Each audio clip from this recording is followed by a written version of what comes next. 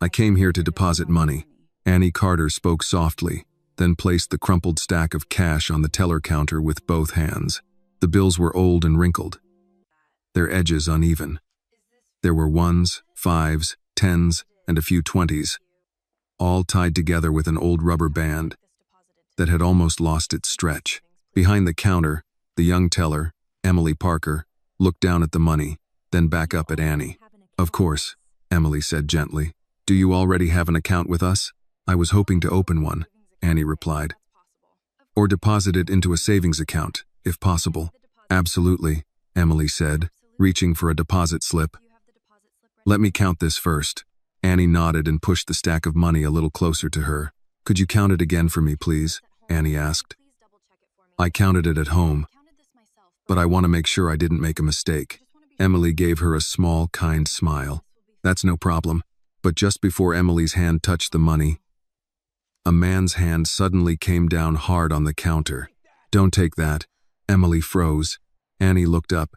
The man standing beside the counter wore a dark gray suit, a red tie, and polished leather shoes. The name tag on his chest read, "Mark Reynolds, branch manager."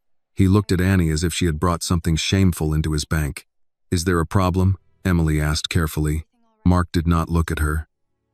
His eyes stayed fixed on Annie's old navy jacket, her faded jeans, and the worn sandals on her feet. "You think this bank accepts dirty money from people like you?" he said coldly.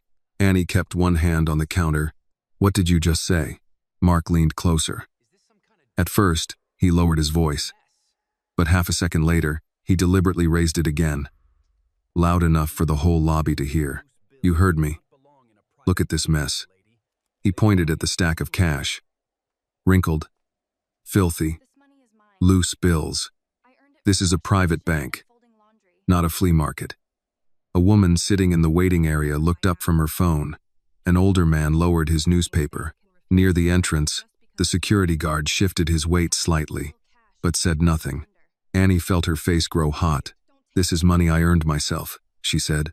"I washed dishes, folded laundry, and saved it hour by hour. There is no rule that says a bank can refuse money just because it is wrinkled." Emily glanced at Mark. "Mr. Reynolds, cash is still cash. If it is legal tender, we can—" "I said don't take it," Mark snapped. Emily immediately fell silent. Mark turned toward the lobby and lifted his chin. His voice grew louder, smoother, and crueler. "Young lady, look at the sign on the door. Sterling National is a private banking institution. This is not a thrift shop, and it is not a junkyard where someone can drag in a pile of scraps and expect professional service." Annie looked directly into his eyes. Her hand was steadier now, even though her chest still felt tight. "I took a proper number," she said. "I waited my turn like everyone else. This is legal cash, and I only want to deposit it into a savings account. There is no bank policy that says old money cannot be accepted." The corner of Mark's mouth lifted. "Police?" Before Annie could react, he reached out and snatched the stack of money. With a rough motion, Mark gathered the bills in his hand and threw them hard onto the floor. The rubber band snapped. The bills scattered across the polished tile.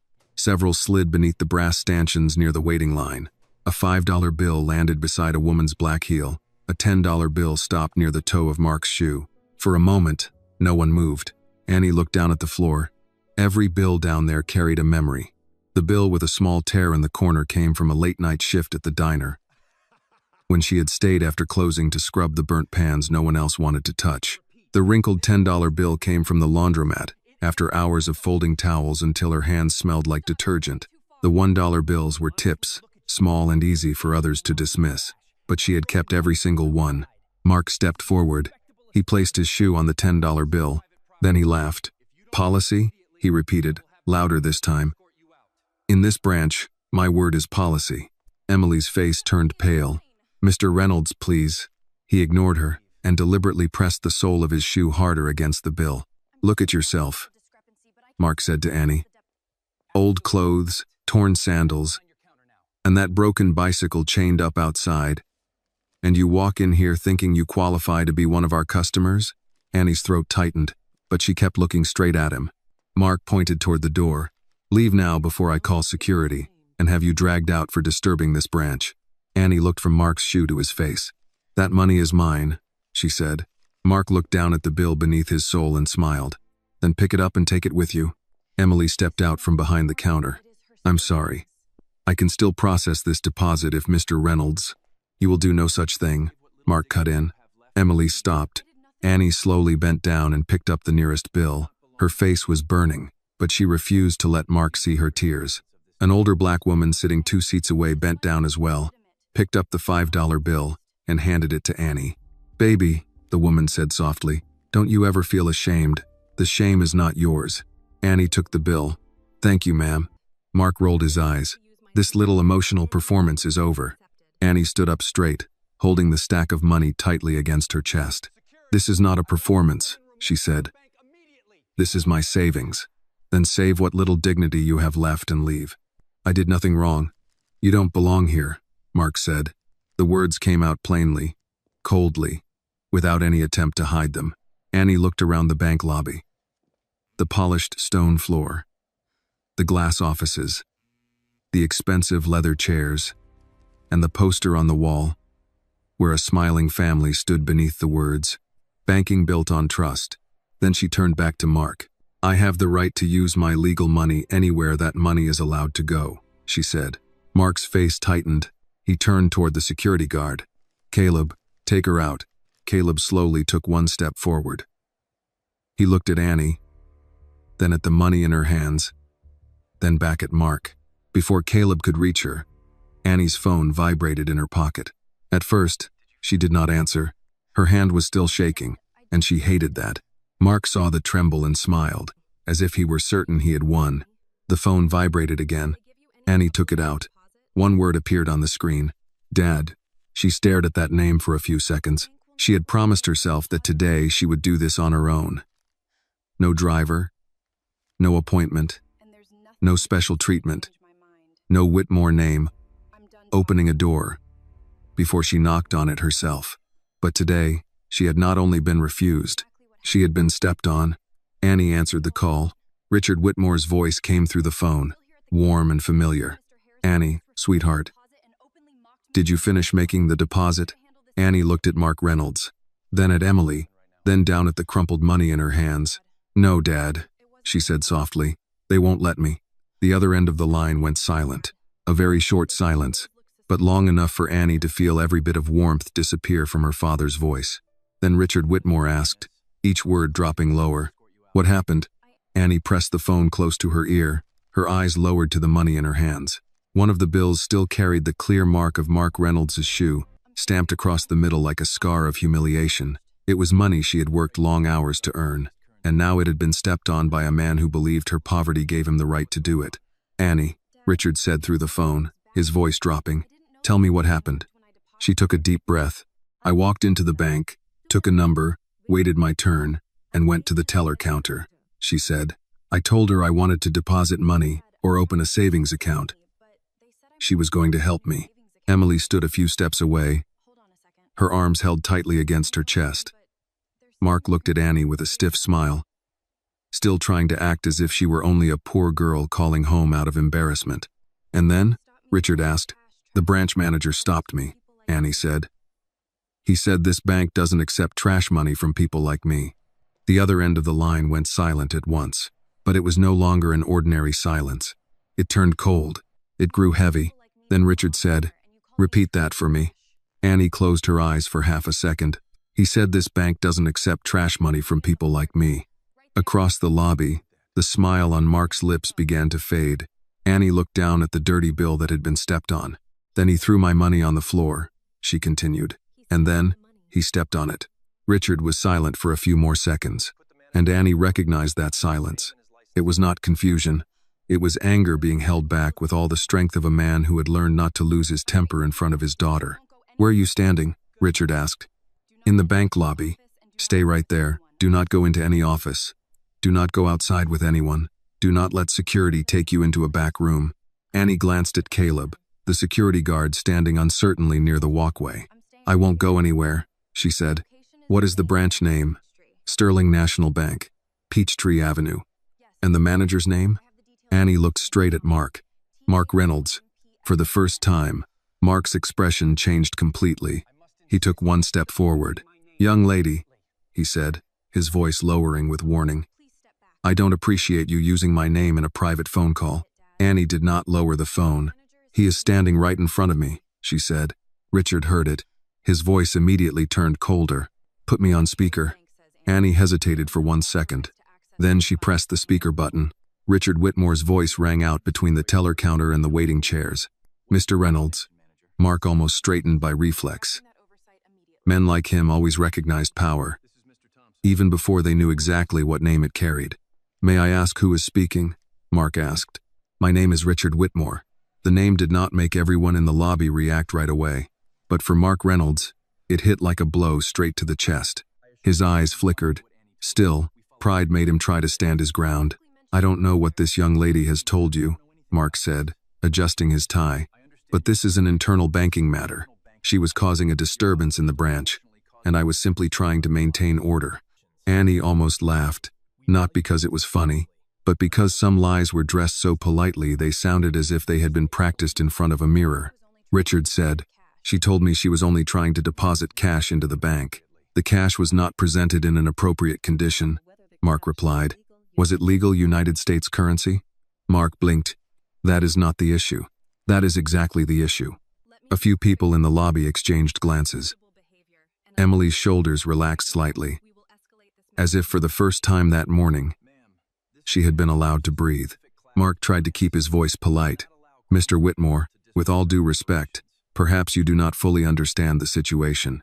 This branch serves a certain class of clients. We cannot allow every walk-in with a crumpled stack of bills to disrupt bank operations.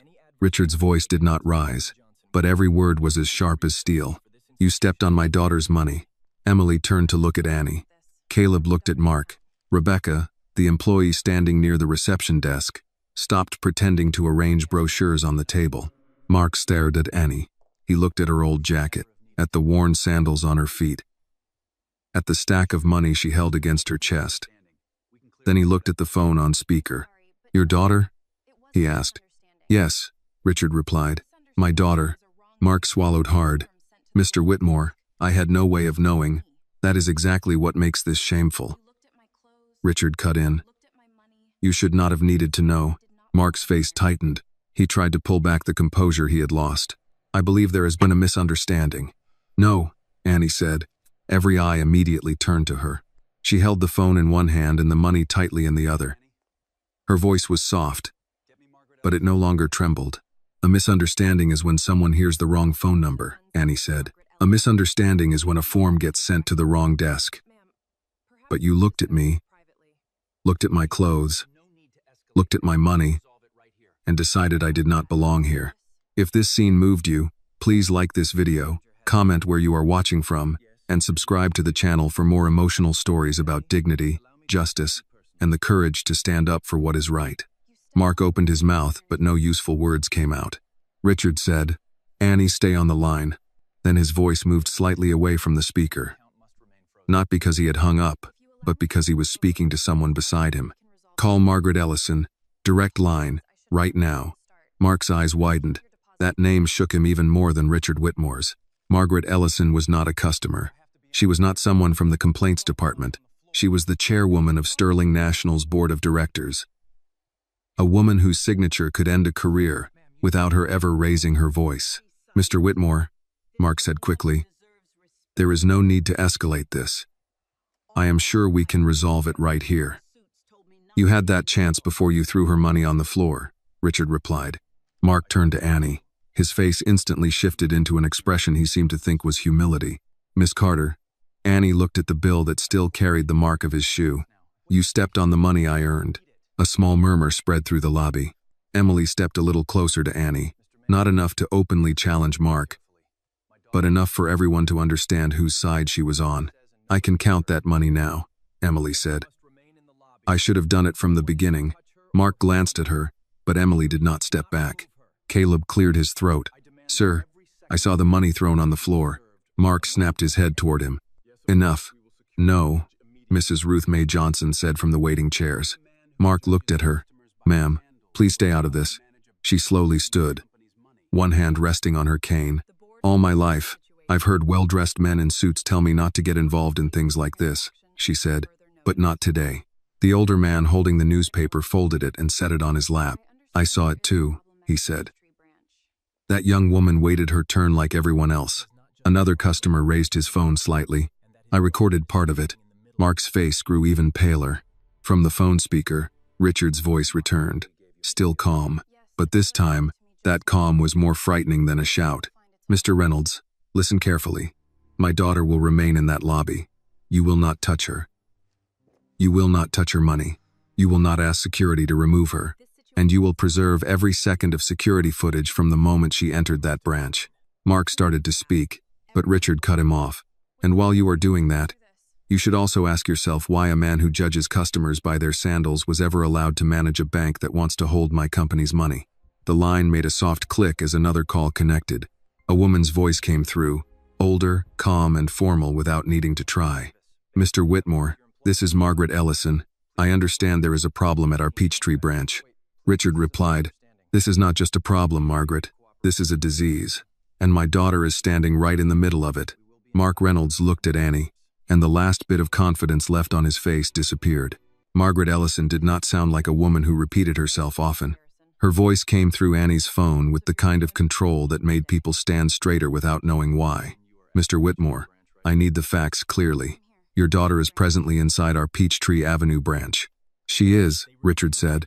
"And the branch manager refused to process her deposit?" "He refused it, insulted her, threw her cash on the floor, and stepped on it." A faint breath moved through the speaker, not a gasp. Margaret was too practiced for that, but it was enough for everyone nearby to know the words had landed. Mark Reynolds lifted one hand, palm out, as if he could hold back the damage by gesture alone. "Madam Chair, this is Mark Reynolds. There has been a serious mischaracterization of events." "Mr. Reynolds," Margaret said, "I did not ask you to speak yet." His mouth closed. Annie looked at him and saw something she had not seen before. Not regret, not even shame, fear. It had reached his eyes before the rest of his face could hide it. Margaret continued, "Miss Carter, can you hear me?" Annie brought the phone a little closer. "Yes, ma'am. I am Margaret Ellison, Chair of Sterling National's board. I understand this is uncomfortable, but I need to ask you directly. Did you enter the branch to make a deposit?" "Yes, ma'am." "Did you take a number and wait your turn?" "Yes." "Did any employee tell you your cash was counterfeit or suspicious?" "No." "Did Mr. Reynolds touch your money?" Annie looked at the scattered bills still gathered unevenly against her chest. "Yes." "Did he throw it onto the floor?" "Yes." "Did he step on it?" Annie's voice became quieter. "Yes, ma'am." Margaret said nothing for a moment. When she spoke again, her tone had lost any trace of routine business. "Thank you. Please remain where you are." Mark tried again. "Madam Chair, I was attempting to maintain standards. The young woman came in with a bundle of filthy bills and created a scene. We have high-value clients in the building. There are security considerations." A woman near the deposit slip table gave a short, bitter laugh before covering her mouth. Richard said, "She created a scene by asking to deposit money." Mark's face flushed. "Mr. Whitmore, with respect, you were not here." "No," Richard said, "but my daughter was, and apparently half your lobby was." Margaret's voice cut through them both. "Mr. Reynolds, did you order security to remove Miss Carter?" Mark hesitated. "I asked Caleb to escort her out because the situation was escalating." Caleb Turner stood near the entrance, his hands clasped in front of him. He had been a security guard at Sterling for 6 years after leaving the Army. He knew chain of command. He knew what it meant to follow orders. He also knew what it felt like to look back on a moment and wish he had been faster to do the decent thing. Margaret asked, "Caleb, are you present?" Caleb took one step closer. "Yes, ma'am." "Did Miss Carter threaten anyone?" "No, ma'am." "Did she raise her voice?" "No, ma'am." "Did she damage property?" "No." "Then why was she being removed?" Caleb looked at Mark, then at Annie. "Because Mr. Reynolds told me to remove her." Mark turned sharply. "That is not the full context." Caleb's jaw moved once. "The full context is she came to deposit cash, and you didn't want her here." The room changed again. It was small, almost invisible, but Annie felt it. The first person inside the bank with a uniform had said the thing out loud. Mark stared at Caleb as if betrayal had walked in wearing black shoes and a security badge. Emily Parker stepped forward. still pale but no longer frozen. "Madam Chair, this is Emily Parker. I was the teller assisting Miss Carter," Margaret said. "Go ahead, Miss Parker." She was polite. She asked me to count the money again because she wanted the amount correct. I was going to help her open an account. Mr. Reynolds stopped me. Mark said, "Emily, be very careful." She looked at him, and Annie saw how afraid she was. Her hands trembled at her sides, but she kept going. "He told me not to take it. He called it trash money. Then he threw it down. I saw him step on a bill." Margaret's voice remained even. "Thank you, Miss Parker. Do not leave the branch." Emily nodded, though Margaret could not see her. "Yes, ma'am." Rebecca Miles stood at the front desk, eyes low, fingers still resting on a stack of brochures she had been pretending to arrange. Annie had noticed her when she first walked in. Rebecca had looked at the bicycle helmet in Annie's hand, then at her sandals, and then away. Not cruel like Mark, but quick to decide Annie was not worth greeting. Margaret said, "Is there a front desk associate present?" Rebecca swallowed. "Yes, ma'am. Rebecca Miles. What did you observe?" Rebecca looked at Mark, then at Annie. The old habit of self-protection fought with the truth in her face. "I saw Miss Carter waiting. I saw her go to Emily's counter. I heard Mr. Reynolds tell Emily not to take the money. And after that?" Rebecca's voice thinned. "He threw it." Mark spoke through clenched teeth. "Rebecca," she flinched, then looked away from him. "He threw it," she repeated. "And he stepped on it." A murmur passed through the lobby. It was no longer a room of customers watching one girl be humiliated. It was becoming a room of witnesses. Mrs. Ruth Mae Johnson, still standing with her cane, lifted her chin. "You can add my name too." Margaret paused. "And you are?" "Ruth Mae Johnson. I've had an account here 12 years. I watched that man grind his shoe into that child's money like he was putting out a cigarette." Annie looked at her, and something in her chest loosened. She had not asked for rescue. She had not wanted a crowd. But there was a difference between being watched and being seen. Ruth Mae kept going. "And I'll tell you something else, Miss Ellison. I've been alive 74 years. Men don't talk that way by accident. They talk that way when they think nobody who matters is listening." No one spoke after that. Richard's voice came through, lower than before. "Margaret, Whitmore Global Holdings has more than a pending investment with Sterling. We have payroll reserves, escrow arrangements, development funds, and private accounts scheduled for transition next quarter. All of that is now under review." Mark's face drained so quickly that Annie almost thought he might fall. Margaret answered carefully. "Mr. Whitmore, I understand your concern. I am personally taking control of the situation." "Good," Richard said. "Because I want every dollar connected to my company paused until I am satisfied that my daughter was not treated this way because she arrived without a driver, without a suit, and without my last name on her forehead." Annie closed her eyes for a second. She loved him for defending her. She hated that it took him to make the room listen. Mark must have sensed the ground opening beneath him, because his whole manner shifted. His shoulders softened. His voice dropped into something almost gentle. "Miss Carter," he said, "I owe you an apology. I clearly misunderstood the situation. If you'll allow us, we can process your deposit right away, and perhaps offer you one of our premium savings products." Annie looked at him. The same man who had called her money trash now sounded like a salesman polishing silver. "You don't even know how much I'm depositing," she said. Mark gave a nervous smile. "The amount is not important. It was important 5 minutes ago." His smile failed. Emily looked down at the counter, but Annie saw the corner of her mouth tighten, not with humor, with recognition. Margaret asked, "Mr. Reynolds, did you apologize before learning who Miss Carter's father was?" Mark opened his mouth. Nothing came. Ruth Mae made a soft sound. "That answers that." Annie held the money tighter, then slowly placed it back on the counter. Not because Mark had permission to touch it, because she refused to keep clutching it like something shameful. "This money is from work," she said, more to the room than to Mark. "Dishes, laundry, tips, weekend shifts. It isn't much to people who sit in private offices, but it's mine. I didn't bring it here to impress anybody." Richard was quiet on the line. Margaret was quiet too. Annie continued, I came here because I thought a bank was where you put money when you were trying to build something. Mrs. Ruth May nodded once. Mark looked as if every word Annie spoke made the cameras heavier above him. Margaret finally said, Miss Carter, I am sending my executive compliance officer and regional director to that branch immediately. I am also coming myself. Until we arrive, Mr. Reynolds is relieved of customer-facing authority.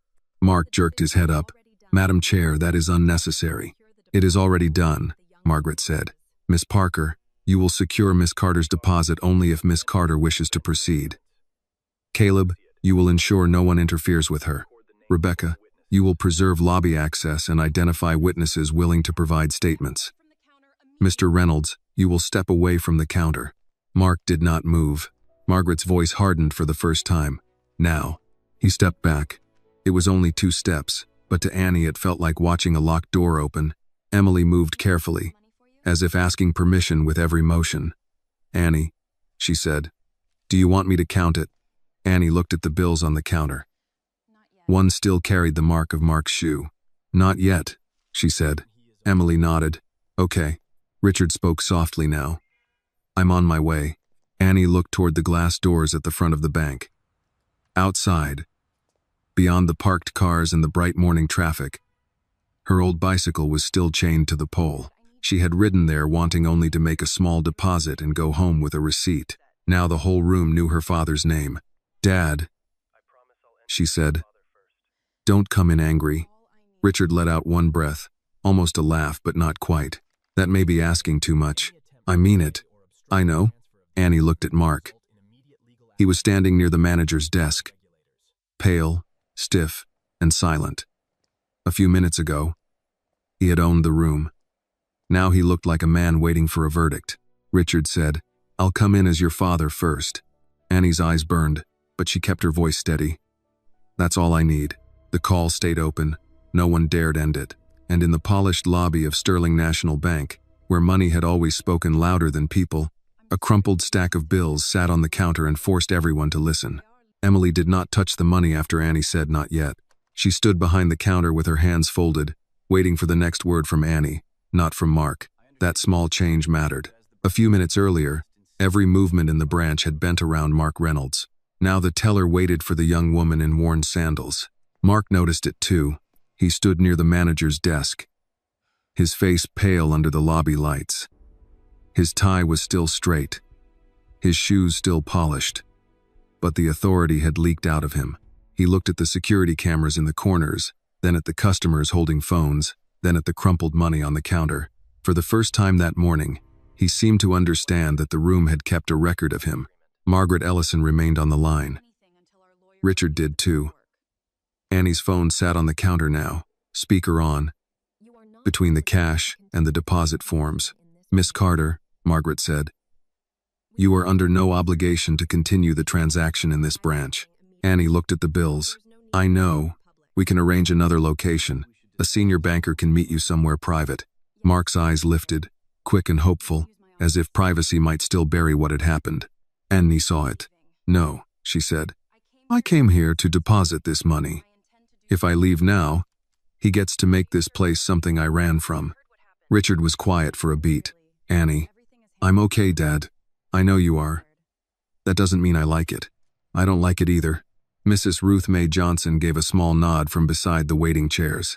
That child knows what she's doing. Mark's jaw tightened at being spoken about like he was no longer in charge. He took half a step forward. Caleb Turner moved at the same time, not blocking him fully, just placing himself where Mark would have to notice.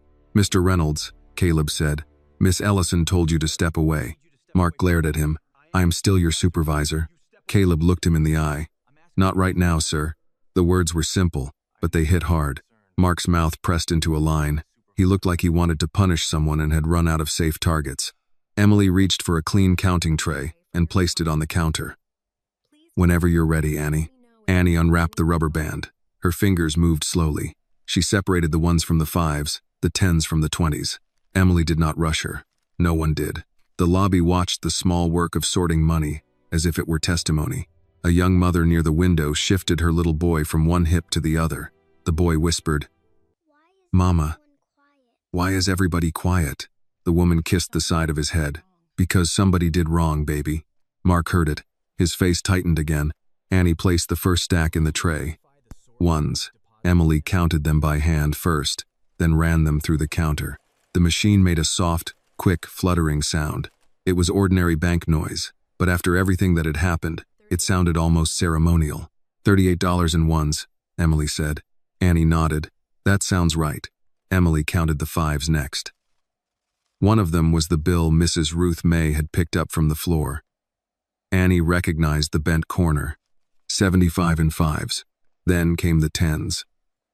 The marked bill sat on top. Emily stopped when she saw the shoe print. Her eyes flicked to Annie, asking without words whether she should set it aside. Count it, Annie said. Emily did. She smoothed the bill with 2 fingers, not to erase the mark, but to treat it with care. Mark looked away. 150 in tens. The 20s came last. 220, Emily said, then added the total on the screen. 480, $3. Annie blinked. That can't be right. Emily looked at the screen again. 483. I counted 468 this morning. Mrs. Ruth May gave a low chuckle. Maybe the Lord added interest. Emily recounted the stack. Same total. Annie frowned, then noticed a folded $15 near the edge of the counter. 3 fives, clean and newer than the rest. She looked at Emily. Those aren't mine. Emily glanced at the money, confused.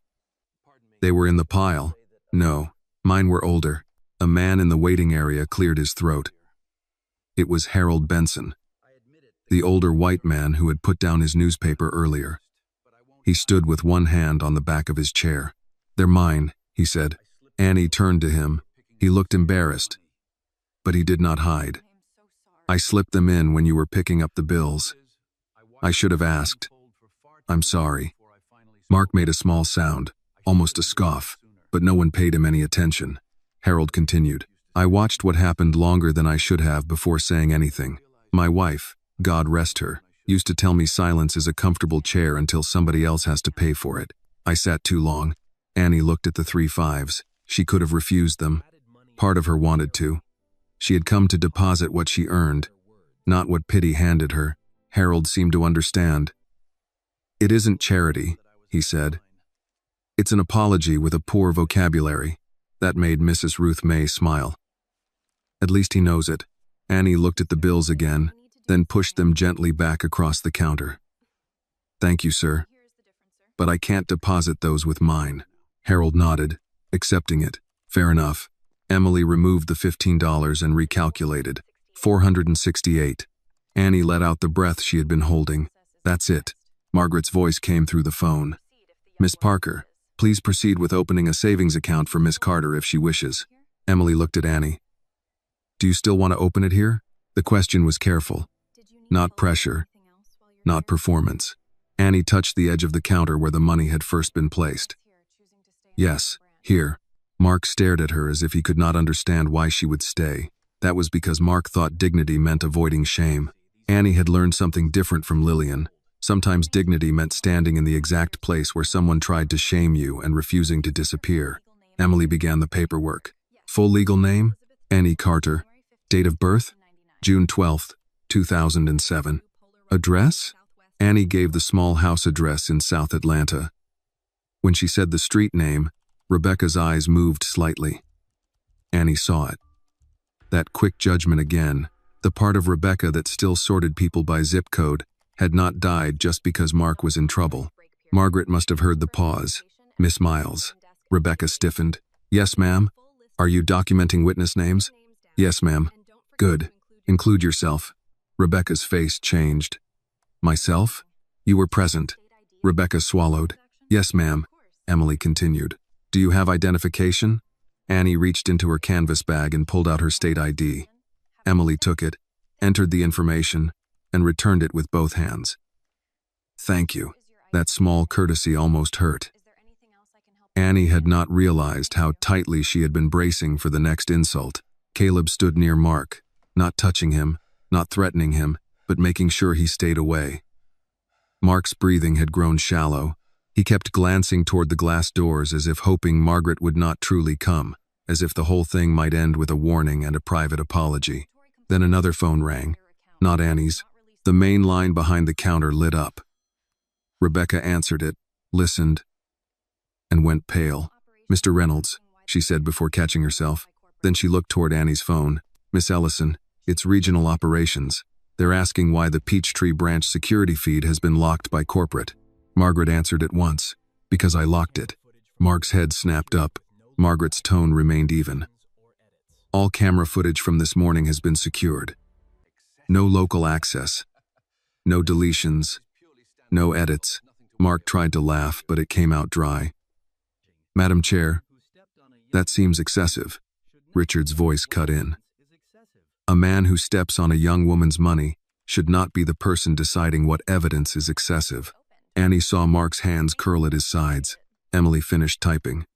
"Annie, I have the account opened. I just need your signature here, and then I can deposit the $468. She turned the small signature pad toward Annie. Annie picked up the stylus.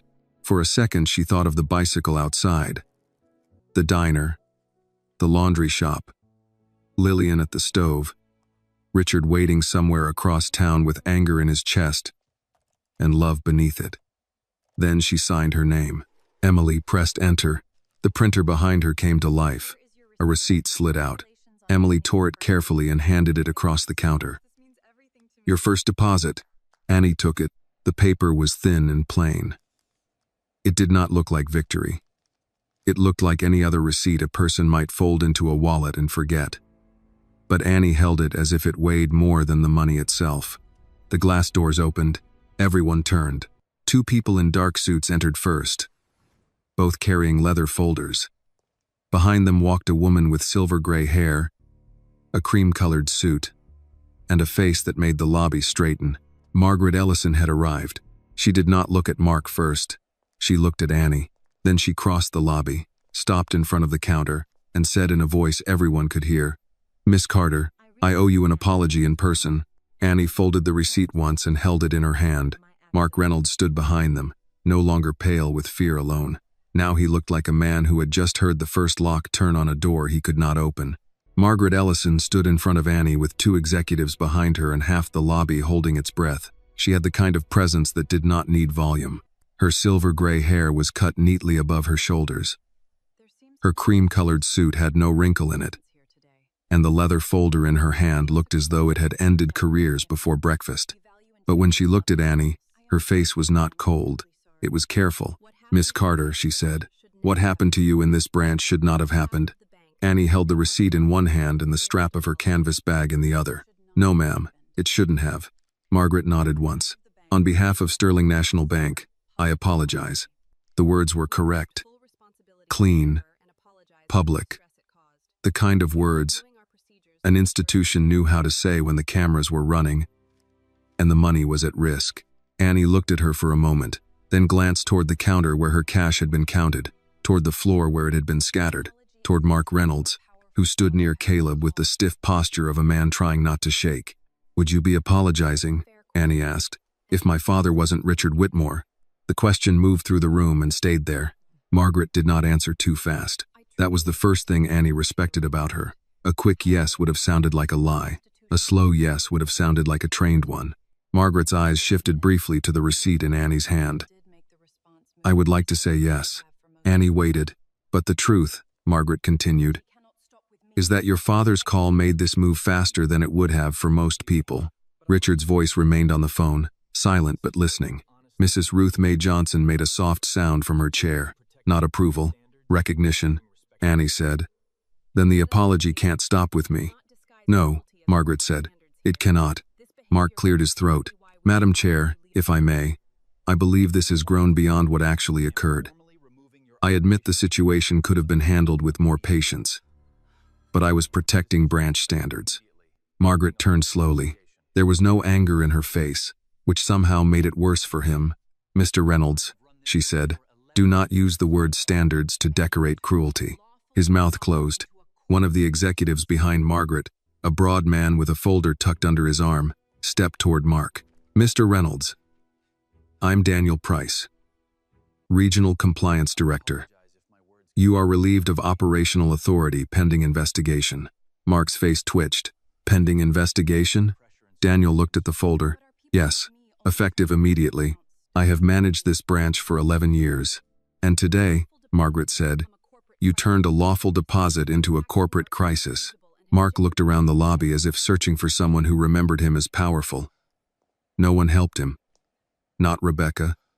Not Caleb. Not the clients he had smiled at earlier. He turned toward Annie, and his voice changed again. Miss Carter, I am sorry if my words came across harshly. Annie studied him. If? He swallowed. I was under pressure. We have security issues in this area. People come in here all the time trying to what? Annie asked. Mark stopped. Trying to open accounts, she said. Trying to deposit money? Trying to be treated like they didn't walk in carrying something contagious? Margaret watched without interrupting. Mark's face reddened. That is not what I meant. It's what you did. Emily stood behind the counter, hands resting near the keyboard. She looked frightened, but there was steadiness in her eyes now. Caleb stood near the manager's desk, no longer pretending he had not chosen a side. Richard finally spoke through the phone. Mr. Reynolds, you apologized after you learned who she was. That is not remorse. That is calculation. Mark's eyes flashed. With respect, Mr. Whitmore, you don't know me. No, Richard said. But my daughter does now. Annie did not look at the phone. She looked at Mark. You didn't think I mattered, she said. That's why you were honest.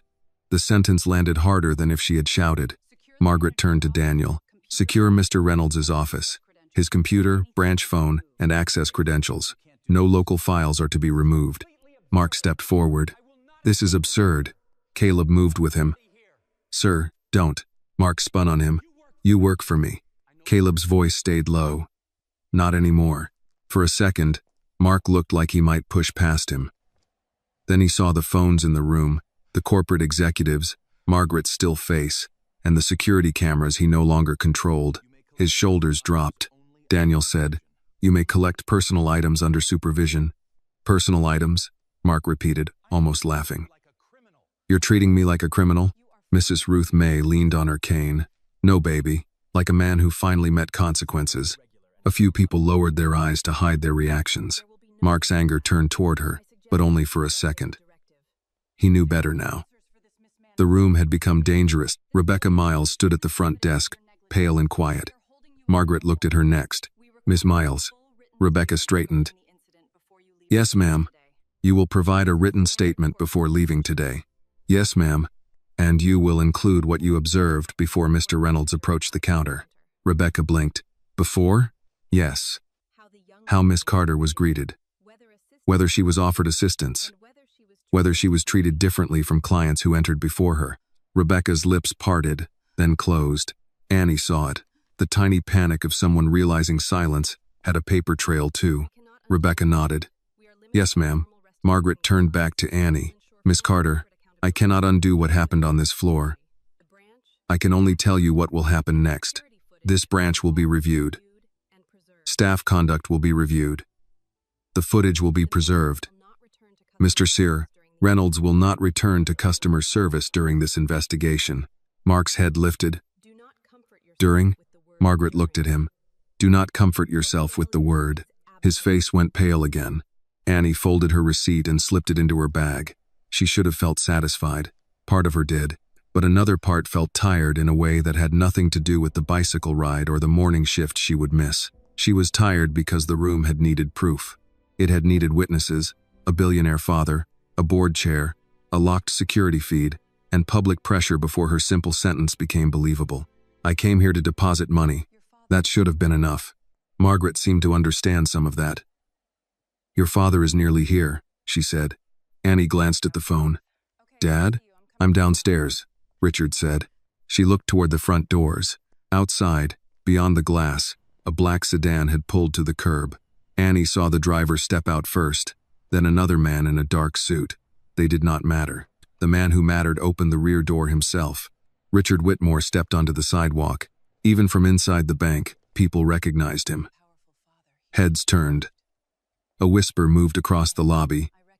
carrying his name from one mouth to another. Richard wore a dark suit and no overcoat, though the morning air had a bite to it. His hair was silver at the temples, his face controlled, but Annie knew him well enough to see the anger and how still he was. Mark saw him too. Whatever color remained in his face disappeared. Richard entered the branch without rushing. That was somehow worse than if he had stormed in. He crossed the lobby with his eyes fixed on Annie. Not on Mark. Not on Margaret. Not on the executives. When he reached her, he stopped a step away, as if asking permission to come closer in front of all these people. Annie's grip tightened on her bag. Richard's voice softened. "Are you all right?" For the first time that morning, Annie almost wasn't. She nodded anyway. "I'm okay." He looked down at her worn sandals, then at the counter, then at the floor. His eyes found the faint dusty mark where his daughter's money had been stepped on. His jaw moved once. "I'm sorry," he said. Annie shook her head. "You didn't do it." "No. But I couldn't protect you from it. You told me to call. I wish you hadn't needed to." The room stayed silent, but it no longer felt like curiosity. It felt like people witnessing something private and not knowing where to put their eyes. Richard turned at last toward Mark. Mark tried to speak before Richard could. "Mr. Whitmore, I deeply regret the misunderstanding. Had I known Miss Carter was your daughter—" Richard raised one hand. Mark stopped. "That sentence is the reason you should never manage another branch," Richard said. "Had you known. That is what you keep saying." Mark's mouth trembled. Richard stepped closer, but his voice remained even. "You didn't reject her money because it was dirty. You rejected it because you thought she was powerless." No one moved. Richard looked toward Margaret. "Whitmore Global Holdings is suspending all pending investment activity with Sterling National, effective immediately." Margaret did not flinch, but the executives behind her did. Richard continued. "Payroll reserves, development funds, escrow transitions, private accounts under review, all of it. My legal team will provide formal notice within the hour." Mark gripped the edge of the manager's desk behind him. Margaret said, "Mr. Whitmore, I understand. I hope you do," Richard said. "Because this is not about punishing a bank for one man's rudeness. This is about whether your institution has built a place where men like him feel safe doing what he did." Annie looked at her father then. He was not shouting. He did not need to. Every word carried the weight of money. Yes, but also of something older than money. A father's fury held in check for his daughter's sake. Margaret nodded slowly. "Then we will have to prove what kind of institution we intend to be." "Yes," Richard said. "You will." Mark's knees seemed to weaken. He lowered himself into the nearest chair without being told, then stood again quickly when he realized sitting looked worse. Sweat had gathered near his hairline. Annie watched him, and the strangest thing happened. She did not feel triumph. She saw a man who had spent years bowing to wealth and kicking at anyone he thought had none. Now wealth had turned around and looked him in the eye, and he had no idea what to do without someone beneath him. Margaret turned to Daniel. "Escort Mr. Reynolds to his office. Begin the suspension process." Daniel nodded. Caleb stepped beside Mark. This time Mark did not argue. As they led him away, Mark looked once at Annie. Not with apology. Not really. With disbelief. As if he still could not understand how the girl with the bicycle had become the person who ended him. Annie met his eyes. Then she looked away. His lesson was no longer hers to carry. Mark Reynolds did not look back when Daniel Price and Caleb Turner led him toward the hallway behind the teller stations. He walked stiffly, one hand brushing the front of his suit jacket as if straightening it could restore what had just been taken from him. The branch employees watched without speaking. For years, Mark had moved through that lobby like a man whose approval had to be earned. Now he passed the same desks, the same glass offices, the same polished counters, and no one reached for him. At the hallway entrance, he stopped. "This is a mistake," he said. Not loudly this time. His voice had lost the sharp edge. "Margaret knows my numbers. This branch outperformed 3 quarters in a row." Daniel kept his hand on the folder. "We'll discuss your performance after we discuss the footage." Mark looked at Caleb. "You're enjoying this?" Caleb's face stayed calm. "No, sir." "You turned on me." Caleb paused. "No. I turned toward what I should have turned toward sooner." Mark had no answer for that. They disappeared down the hallway. and the door closed behind them with a soft click. It was not dramatic, but it changed the air. The lobby exhaled. Annie stood beside Richard near Emily's counter, her receipt folded in her hand. The deposit had been made. The account existed. $468 now sat under her name. It should have felt simple. She had imagined leaving the bank with the receipt in her pocket, riding home, showing Lillian, maybe letting Richard know it was done. Instead, the whole place felt like a courtroom after the first witness had spoken. Richard looked at her. "Do you want to leave?" Annie glanced toward the glass doors. Outside, her bicycle was still chained to the pole, leaning slightly to one side as cars moved past on Peachtree Avenue. A part of her wanted to get on it and ride until the bank was just another building behind her. But Mrs. Ruth Mae Johnson was still there. Emily was still there. Caleb had spoken up. Rebecca stood at the front desk with a face that looked smaller than it had an hour ago, and Margaret Ellison was waiting, not rushing Annie toward privacy, not trying to hide the mess before someone else walked in. "Not yet," Annie said. Richard nodded once. "Then I stay." Margaret stepped closer, but kept enough distance to show she was not crowding her. "Miss Carter, I need to ask whether you are willing to give a statement today. You are not required to. You can speak with counsel first. Your father's legal team may want—" "My father's legal team isn't the one who was standing here," Annie said. Richard looked at her, but he did not interrupt. Margaret accepted that. "Then only if you choose." Annie looked at the counter. "I'll say what happened. I don't need to make it bigger. He made it big enough." Emily lowered her eyes for a second. Richard's expression changed, not with surprise, but with the quiet ache of a parent hearing maturity arrive too early. Margaret turned to one of the executives. "Set up a conference room with recording." "Not Mr. Reynolds's office." "Of course," the woman said. "No," Annie said. Everyone looked at her. She held the receipt a little tighter. "I don't want to go into a back room. My dad told me to stay where people could see me." Margaret's face softened by a fraction. "That was good advice." Richard said, "It still is." Margaret nodded. "Then we'll take statements here. In the open. Unless a witness requests otherwise." That decision did something to the room. It kept the truth from being carried away behind frosted glass, where institutions often softened hard things until no one could recognize them. Mrs. Ruth Mae tapped her cane once. "I'll go first if you need somebody." Annie turned toward her. "You don't have to." The older woman smiled. "Baby, I know. That's why I'm doing it." Margaret's assistant brought over a chair for Ruth Mae. She sat with care, her purse resting in her lap, her cane against her knee. The assistant opened a tablet and asked for her full name. "Ruth Mae Johnson," she said, 74 years old. Retired school cafeteria manager. Member of New Hope Baptist for 39 years. Though Pastor Lewis would say 40 if he counted all the times I cooked for free. A few people smiled, and even Annie felt the corner of her mouth move. The assistant asked what she saw. Ruth Mae looked straight ahead. "I saw a young woman come in quiet. She took a number. Sat down. Waited. Didn't bother nobody. When her number came, she went to that teller and asked to put money in the bank. That manager looked at her like she had tracked dirt into his house." Margaret listened without blinking. "He didn't see money," Ruth Mae continued. "He saw old sandals. He saw brown skin. He saw somebody he figured didn't have anyone to call." Richard's jaw tightened. Ruth Mae glanced at him. "No offense to you, sir. I'm glad she had somebody. But plenty don't." Richard answered quietly, "I know."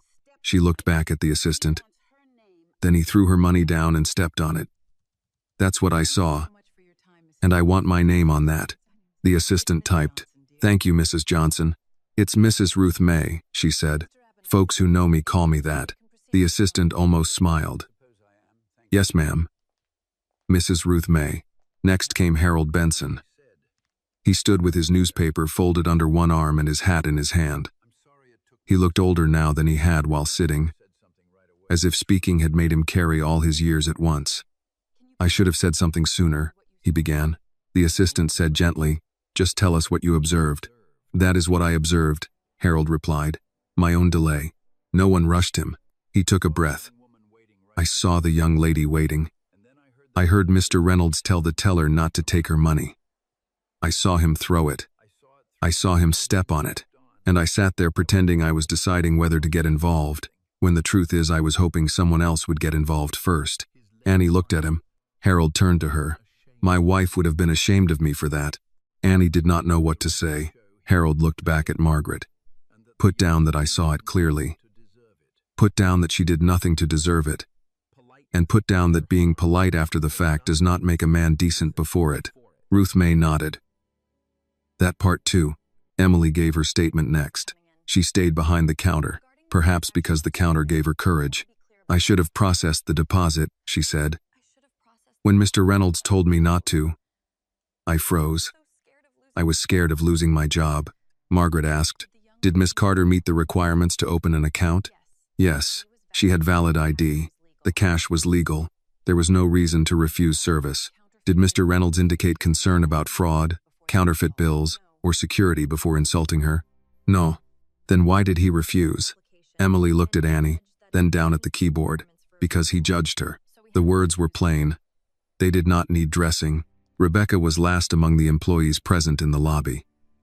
She came forward slowly. Arms folded at first, then uncrossed them when she noticed Margaret watching. I didn't say anything, Rebecca said. Margaret waited. Rebecca swallowed.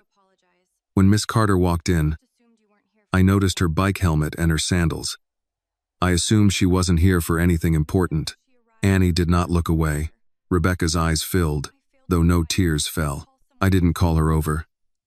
I didn't ask if she needed help. I let her sit. When Mr. Reynolds started, I told myself it wasn't my place. Margaret asked, was it your place? Rebecca wiped one hand against her skirt. Yes, ma'am. The lobby was quiet again, but this time it did not feel empty. It felt like a room learning the cost of small choices. From behind the hallway door came the faint sound of a raised voice. Mark's voice. Then Daniel's, lower, controlled. Caleb said something none of them could make out. Richard turned his head toward the sound, then back to Annie. He's still fighting. Annie looked at the receipt in her hand. People like that don't think they did wrong. They think they picked the wrong person to do it to. Richard's eyes moved to her face. You shouldn't have had to learn that at 18. I learned it before today. That hurt him. She saw it, and for a moment she regretted saying it. But it was true. Annie had learned it in store aisles where clerks followed too closely, in classrooms where teachers seemed surprised by her test scores, in restaurants where people handed the check to someone else. Today had not invented the wound. It had only given it a name in public. Margaret closed her folder. Miss Carter, I cannot ask you to trust this bank today, but I can tell you what I intend to do before sunset. Mr. Reynolds will not return to this branch. Every employee here will be interviewed. Every complaint in the last 5 years involving service refusal, discriminatory language, or unequal treatment will be reviewed by outside counsel, and I will recommend a community advisory board with real authority, not a photograph for the annual report. Ruth May leaned forward. Put somebody on it who has had a bill paid late. Margaret looked at her. Would you consider serving? Ruth May blinked, then laughed once. Honey, I came in to deposit my church raffle money. Would you consider it? Margaret repeated. Ruth May's smile faded into something thoughtful. Maybe I would. Annie watched Margaret then. She still did not know whether the woman was moved by justice, fear, or both. Maybe grown-up institutions did the right thing for mixed reasons. Maybe the result still mattered if the change reached the next girl before harm did. Richard's phone buzzed. He checked the screen, then looked at Margaret. My general counsel has sent formal notice. All pending Whitmore Global transfers are suspended. One of Margaret's executives stiffened. Margaret did not argue. I expected that, Richard said. This is not permanent if Sterling proves it understands what happened here. And if we don't? Then my company will not put its money in a place where my daughter's money was treated like garbage. The hallway door opened. Daniel Price stepped out first, carrying Mark's branch ID badge and a sealed laptop sleeve. Caleb followed. Mark came last, his suit jacket off now, draped over one arm. Without it, he looked smaller. His tie was loosened, and sweat shone near his temples. He saw the room looking at him and tried to gather himself. Daniel said, Mr. Reynolds has surrendered branch credentials. He is suspended pending termination review. Termination? Mark said, voice cracking. You haven't even completed an investigation. Margaret faced him. The investigation will determine the full scope of your misconduct, not whether misconduct occurred. Mark looked at Richard. Please. I made one error in judgment. Annie spoke before Richard could. No, she said. You made one error in choosing who to show yourself to. Mark stared at her. Annie's voice stayed calm. But I don't think this was the first time. No one contradicted her. Mark's eyes moved around the lobby, searching for one person to say it was not true. He found none. For the first time, his face showed something close to understanding. Not remorse, not yet, but recognition that the world he trusted had shifted beneath his feet. Caleb stepped beside him. Time to go, sir. Mark looked at the floor, at the spot where the money had scattered earlier. Then he looked at Annie's receipt in her hand. He said nothing as Caleb walked him toward the front doors. This time, the lobby watched him leave. Outside, he stepped past Annie's old bicycle without looking at it. The door closed behind him. Annie let out a breath she had not realized she was holding. Richard placed a hand near her shoulder but waited until she leaned into it before he touched her. You ready now? He asked. Annie looked at Emily, Ruth May, Harold, Caleb through the glass, Rebecca at the front desk, and Margaret standing with her folder against her chest. Then she looked at the receipt again. Yes, she said. I'm ready. But as she turned toward the door, Margaret said her name. Miss Carter. Annie paused. Margaret's voice was quieter now. You came in here to make a deposit. I think you did more than that. Annie glanced at the counter where the crumpled bills had become a number in a savings account. No, she said. I just made sure you saw what you were accepting. Then she walked toward the doors with her father beside her, leaving the lobby to sit with the truth it could no longer pretend not to know. Outside, the morning had not stopped for Annie Carter. Cars still moved along Peachtree Avenue. A delivery driver rolled a hand truck across the sidewalk. Two women in business suits hurried past the bank entrance, one balancing coffee and a phone call. The city did not know that inside Sterling National, a young woman had just forced a room full of adults to look at itself. Annie stepped onto the sidewalk and took in the air. It was cooler than she expected. Or maybe the lobby had been too warm. Her hands still felt tight around the strap of her canvas bag, and the folded receipt seemed heavier than paper should be. Richard stood beside her without speaking. He had learned, over the years, that Annie did not like being crowded when she was trying not to fall apart. He could command boardrooms, move money across continents, and make lawyers answer on the first ring, but with Annie he waited. That was one of the reasons she trusted him. Her bicycle leaned against the pole a few yards away. Old frame, scratched handlebars, silver bell with a weak sound. Next to Richard's black sedan, it looked almost stubborn. Annie noticed him looking at it. Don't say anything, she said. I wasn't going to. You were thinking something. I was thinking the front tire needs air. Despite herself, Annie almost smiled. That's allowed. Richard nodded toward the car.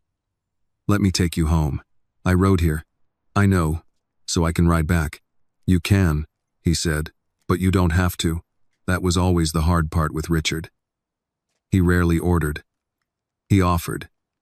Sometimes that made refusing him feel heavier. Annie walked to the bicycle and unlocked it. Her hands moved through the familiar motions. Key, in lock, Chadidita helmet strap, pulled from the handlebar. Richard stayed near the curb. His driver stood by the sedan, pretending not to listen. Two men from Richard's legal team remained several steps behind, quiet and watchful. Through the bank windows, Annie could still see people inside. Margaret was speaking with Emily. Rebecca stood at the front desk, writing something on a form. Mrs. Ruth May Johnson had not left. She was talking to Harold Benson, one hand on her cane, the other moving as she spoke. Annie wondered if they were strangers an hour ago. Trouble had a way of making people introduce themselves. Richard followed her gaze. She was brave. Mrs. Ruth May? Yes. She shouldn't have had to be. No, Richard said. She shouldn't. Annie clipped her helmet under her chin but did not get on the bike. What happens now? She asked. With Sterling? With all of it. Richard looked toward the building. My company has suspended every pending transfer. Margaret knows what that means. Their board will spend the rest of the day trying to stop the damage. Is that revenge? He considered the question. Part of me would like revenge. At least you're honest. I try to be with you. He put his hands in his coat pockets. But no. What I'm doing is leverage. Sterling wanted our money because it helps them grow. If they want it now, they have to prove they can treat people decently, when no one powerful is watching. Annie looked down at the pavement. A dark spot near the curb looked like old oil. People shouldn't need leverage to act right. They shouldn't. But they do. Too often. She hated that answer because it was true. She also hated that Richard had enough money to make a bank listen, when Mrs. Ruth May's whole life probably had not. A car slowed near the curb. Someone inside lifted a phone, probably filming. Richard's driver noticed and stepped forward, but Richard shook his head. The car moved on. Annie frowned. It's going to be online, isn't it? Probably already is. She closed her eyes briefly. Great. I can have my people try to contain it. No. She opened her eyes. That makes it worse. Then it looks like I'm hiding. You're allowed to want privacy. I know. But if people saw him do it, they should see what it was. Richard studied her face. And what was it? Annie's answer came slowly. Not just a man being rude. No. It was how fast everyone knew where they were supposed to stand. Mark on top. Me beneath. Emily scared. Caleb waiting. Rebecca looking away. Customers pretending they didn't hear. She looked back through the glass. Then one name changed the whole room. Richard's face tightened. My name? Yes. I'm sorry for that too. Annie shook her head. Don't apologize for answering when I called. I'm not. I'm apologizing for living in a world where my answer mattered more than your truth. She looked at him then. That was the thing about Richard Whitmore. He was rich enough for people to assume he could not understand. But old pain sat under his voice sometimes. Annie knew pieces of his story. A poor white kid from rural Kentucky. A mother who cleaned motel rooms. A father who left early and stayed gone. Richard had built his life with sharp discipline and a memory for every locked door. But he could still walk into most rooms and be seen as belonging. Annie could not forget that difference. Neither could he. Dad, she said. When people find out, they're going to say I was pretending to be poor. His eyes narrowed. You were not pretending. You know what I mean. They'll say I set him up. That I walked in with old clothes and old money to trap him. Richard's jaw hardened. Let them say it to me. They won't. They'll say it online, where nobody has to look anyone in the face. He had no easy answer. Then we tell the truth once, clearly. And we don't chase every lie. Annie looked at her bike. What truth? That you went to deposit money you earned. That you asked for ordinary service. That the branch manager showed the world who he was. Nothing more complicated than that. A silence settled between them. It was not uncomfortable, only tired. The bank doors opened behind them. Margaret Ellison came out carrying her folder. She paused when she saw Annie had not left. Miss Carter, she said. May I speak with you for a moment? Richard turned slightly. Here? Here, Margaret said. In the open. Annie appreciated that. Okay. Margaret joined them near the bike but did not come too close. Her executives remained inside. For the first time, without the lobby around her, she looked older. Not weak. Just aware. I won't take much of your time, Margaret said. I wanted to tell you before you hear it from someone else. Mr. Reynolds' suspension will become termination. The formal process has to run, but he will not return to that branch. Annie nodded. Good. I also asked corporate counsel to review prior complaints connected to his management. We have already found 3 that were marked as resolved without sufficient notes. Richard's eyes sharpened. How far back? 5 years to start. More if needed. Annie asked, were they like mine? Margaret hesitated. I don't know yet. But one involved refusal to open a basic checking account. Another mentioned disrespectful language toward an elderly customer. The third came from a small business owner who said he was told to try a different institution. Mrs. Ruth May's words returned to Annie. Men don't talk that way by accident. Annie said, so I wasn't the first. No, Margaret admitted. I doubt you were. That truth did not surprise Annie, but it still hurt. Being right about ugliness was not comfort. Margaret continued. I am not going to ask you to praise the bank for doing what should have been done earlier, but I would like permission to contact you through your father's office regarding the Community Advisory Board. You do not have to serve. You may not want any further involvement, but your voice should shape what happens next if you are willing. Annie almost said no. She was 18. She had homework, shifts, college applications, and a bicycle tire that needed air. She did not want to become the face of every insult a bank had ever delivered, but she thought of the next person who might walk in with rent money, church raffle money, paycheck cash, or a coffee can of savings. I don't know yet, she said, but you can ask. Margaret nodded. That is fair, Richard said. Any request goes through Annie first, not me. Margaret looked at Annie. Understood. A small sound came from the bank entrance. Emily Parker had stepped outside, holding a white envelope. I'm sorry, Emily said. I didn't want to interrupt. Annie turned. You're not. Emily came down the steps and handed Annie the envelope. This is your account paperwork. I also printed a second receipt, in case the first one gets damaged. Annie took it. Thank you. Emily lingered. I should have helped faster. Annie had heard a lot of apologies that morning. Emily's was one of the few that sounded like it cost something. You helped, Annie said. Late. Still, Emily nodded, blinking once. My dad used to save cash in a coffee can. He didn't trust banks much. When I started working here, he said, then be the kind of person who would have made me trust one. I forgot that for a minute. Annie looked at the envelope in her hand. Maybe remember it for the next person. I will. Emily went back inside. Margaret followed a moment later, leaving Richard and Annie on the sidewalk. Richard looked at the bicycle again.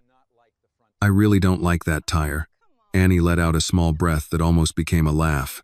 You can send someone to fix the tire, not replace the bike. Fix the tire. I can live with that. And no new car. I said nothing about a new car. You thought it. I think many things. Keep thinking them quietly. For the first time since leaving the bank, Richard smiled. Annie put one foot on the pedal, then stopped. Dad? Yes? Did I do the right thing staying? Richard did not answer like a billionaire. He answered like a father who had watched his child stand in a place that tried to shrink her. You did what your heart could live with, he said. That is often the right thing. Annie nodded, holding the words carefully. She pushed off, moving slowly at first. Richard walked beside her until she reached the corner, as if escorting her without taking over. At the red light, she looked back at the bank. The glass reflected the city, the traffic, the morning sun, and for a second her own small figure on the bicycle. She had entered that building with $468. She left with a receipt, a witness list, and a truth no one inside could put back where it had been. Annie did not ride home right away. At the corner, she stopped beside the crosswalk and let one light change, then another. Cars passed in waves. A city bus sighed at the curb. A man in a Braves cap crossed in front of her carrying dry cleaning over one shoulder. Life kept moving, but Annie felt as if she had stepped out of time and was watching everyone else continue without knowing what had happened. Her phone buzzed again. This time it was Lillian. Annie stared at the name and felt her throat tighten before she answered. Hi, she said. Lillian did not waste a word. Where are you? Outside the bank. You hurt? No, ma'am. Don't ma'am me if you're hiding tears. Annie looked down at the bike handlebar. I'm not hurt. That wasn't what I asked. Annie breathed in, slow. I'm upset. Good. That means you know you didn't deserve it. Annie closed her eyes. Behind her, Richard's sedan was still parked near the bank. He had not followed her into the intersection, but he had not left either. She could see him standing by the car, speaking to one of his attorneys. Even from a distance, he kept glancing toward her. Did Dad call you? Annie asked. He did. Of course he did. He called because he's your father, not because you failed. I know. Do you? Annie had no quick answer. Lillian's voice softened. Baby, listen to me. Doing something yourself doesn't mean nobody gets to stand beside you when the world acts ugly. Annie watched the pedestrian signal count down from 7. I didn't want to use his name. You didn't use his name. You called your father. That name changed everything. Yes, Lillian said, and that should trouble everybody in that building. But it doesn't make you wrong for calling him. Annie pressed the phone closer. The morning wind moved along the street and lifted the edge of her jacket. They looked at me different after they found out. I expect they did. I hated it. I expect that too. I wanted them to treat me right before they knew. Lillian's answer came quiet. That's the wound, isn't it? Annie looked across the street at the bank's glass front. Yes. For a while, neither of them spoke. Annie heard the faint clink of dishes through the phone. Lillian was probably standing in the kitchen, one hand on the counter, still wearing her robe, breakfast cooling on the table. Come home, Lillian said at last. I'll make tea. I have work at noon. You can call in. I don't want to. Annie, if I go home and sit down, I'll keep thinking about his shoe on that money. Lillian sighed. Not in annoyance, but in recognition. Then ride slow. And call me when you get where you're going. I will. And Annie? Yes?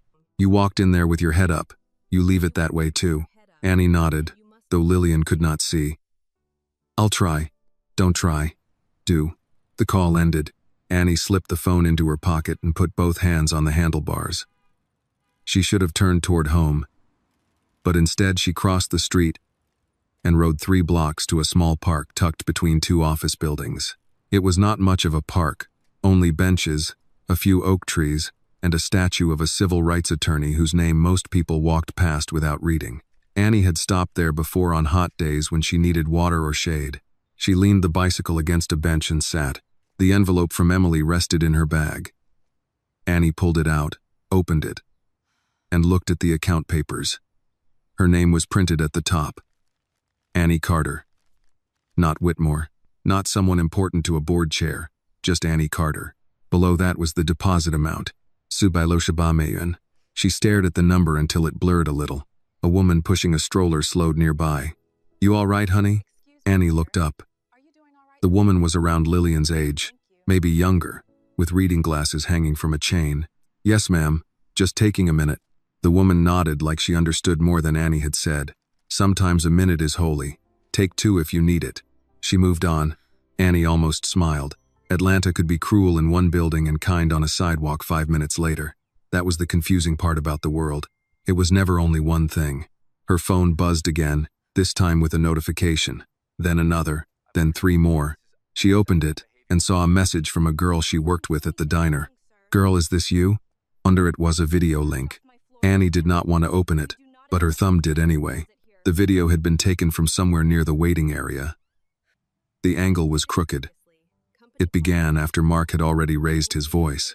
Annie saw herself standing at the counter, smaller than she felt inside her own body. She saw Mark throw the money. She heard the bills slap the floor. She watched his shoe come down on the 10. Then she heard his voice through the phone speaker. In this branch, my word is the rule. The caption read, bank manager humiliates young black woman for trying to deposit cash, then finds out who her father is. It had already been shared thousands of times. Annie locked the screen. Her stomach turned. She had wanted the truth seen, but seeing herself turned into a headline felt different. In the video, she was not a full person. She was a symbol, and symbols did not get to be tired, embarrassed, or unsure. A black sedan pulled up near the park. Richard stepped out before the driver could open his door. He had followed at a distance after all. Annie looked at him. You promised you wouldn't hover. I did not promise. I remained silent. That's your defense? It's a weak one. He walked over and sat on the other end of the bench, leaving space between them. For a while they watched the traffic through the trees. It's online, she said. I know. How bad? Fast. That's not an answer. It's the honest one. Annie leaned back against the bench. People are going to pick me apart. Yes, for my clothes, my bike, my father, the way I stood there, the way I talked, whether I should have left, whether I should have yelled, whether I'm really poor, whether I'm spoiled. Richard nodded. They will. You're not supposed to agree that quickly. I won't lie to comfort you. She turned her head. That's annoying. I've been told. Annie looked away, but some of the tightness in her chest eased. Richard said, my public relations team wants to release a statement. Of course they do. They work for me. They like statements. What would it say? That you were attempting to open a savings account with money you earned, that Sterling National's conduct was unacceptable, and that Whitmore Global Holdings has suspended business with the bank pending review. That sounds like a lawyer washed it. It was drafted by 3. Annie made a face. No. What do you want it to say? She did not know at first. She picked at a loose thread on her sleeve. I don't want it to sound like I'm special because I'm your daughter. You are special because you're my daughter. Dad. To me, he said. Not to the bank. Annie looked at him then. Richard continued. I understand the difference. She believed him. She thought for a moment, then said, say I went there to deposit wages. Say no one should have to prove they come from power before they're treated with basic respect. Say the money was accepted because it was legal currency, not because it belonged to me. Richard took out his phone and typed, anything else? Yes. Don't call me a victim. He stopped typing. All right. I mean it. I was humiliated, but I'm not going to let people make that my whole name. Richard's eyes softened. Then we won't. A few feet away, a squirrel dug at the grass near the statue. A bus hissed at the curb. The ordinary sounds helped Annie breathe. Richard said, Margaret called me again. Annie looked at him. Already? She said Reynolds's access has been terminated. Not just suspended. They found something in the internal complaint system. What? Patterns. Nothing fully reviewed yet, but enough that their counsel told her not to wait. Annie thought of Mrs. Ruth May, Harold, Emily, Rebecca. So he'd done it before. Likely. And they filed it away. Likely. She laughed once, without humor. That's what grown people do with things they don't want to fix. They file them. Richard put his phone away. Sometimes, Annie looked at the statue. The bronze man held a briefcase in one hand and a folded document in the other. At the base were words she had seen before but never really read. Justice delayed still leaves bruises. She read them twice. Dad, she said, can justice be fair if it only comes after people get hurt? Richard followed her gaze. Maybe not fair. Necessary, but not fair. That's a sad answer. It is. Lillian would have said something sharper. Maybe that late justice was better than silence. But it still owed interest. Annie held the receipt in her hand. I don't want the bank to name anything after me. Richard glanced at her. Who said they would? They will. That's what companies do. They name something after the person they hurt so everyone claps. Instead of asking why it happened. Richard's mouth tightened, almost a smile. You're becoming difficult in exactly the right way. If they make a fund, it shouldn't be my name. What should it be? Annie looked at the receipt, then thought of the marked bill, the rubber band, the smell of detergent and grease, the way Emily had counted each bill like it mattered. The Worn Dollar Fund, she said. Richard repeated it softly. The Worn Dollar Fund. For people who come in with money that looks like work. He nodded. That's good. It's not about me. No, he said. That's why it's good. Her phone buzzed again. This time it was a message from Lillian. Tea is ready.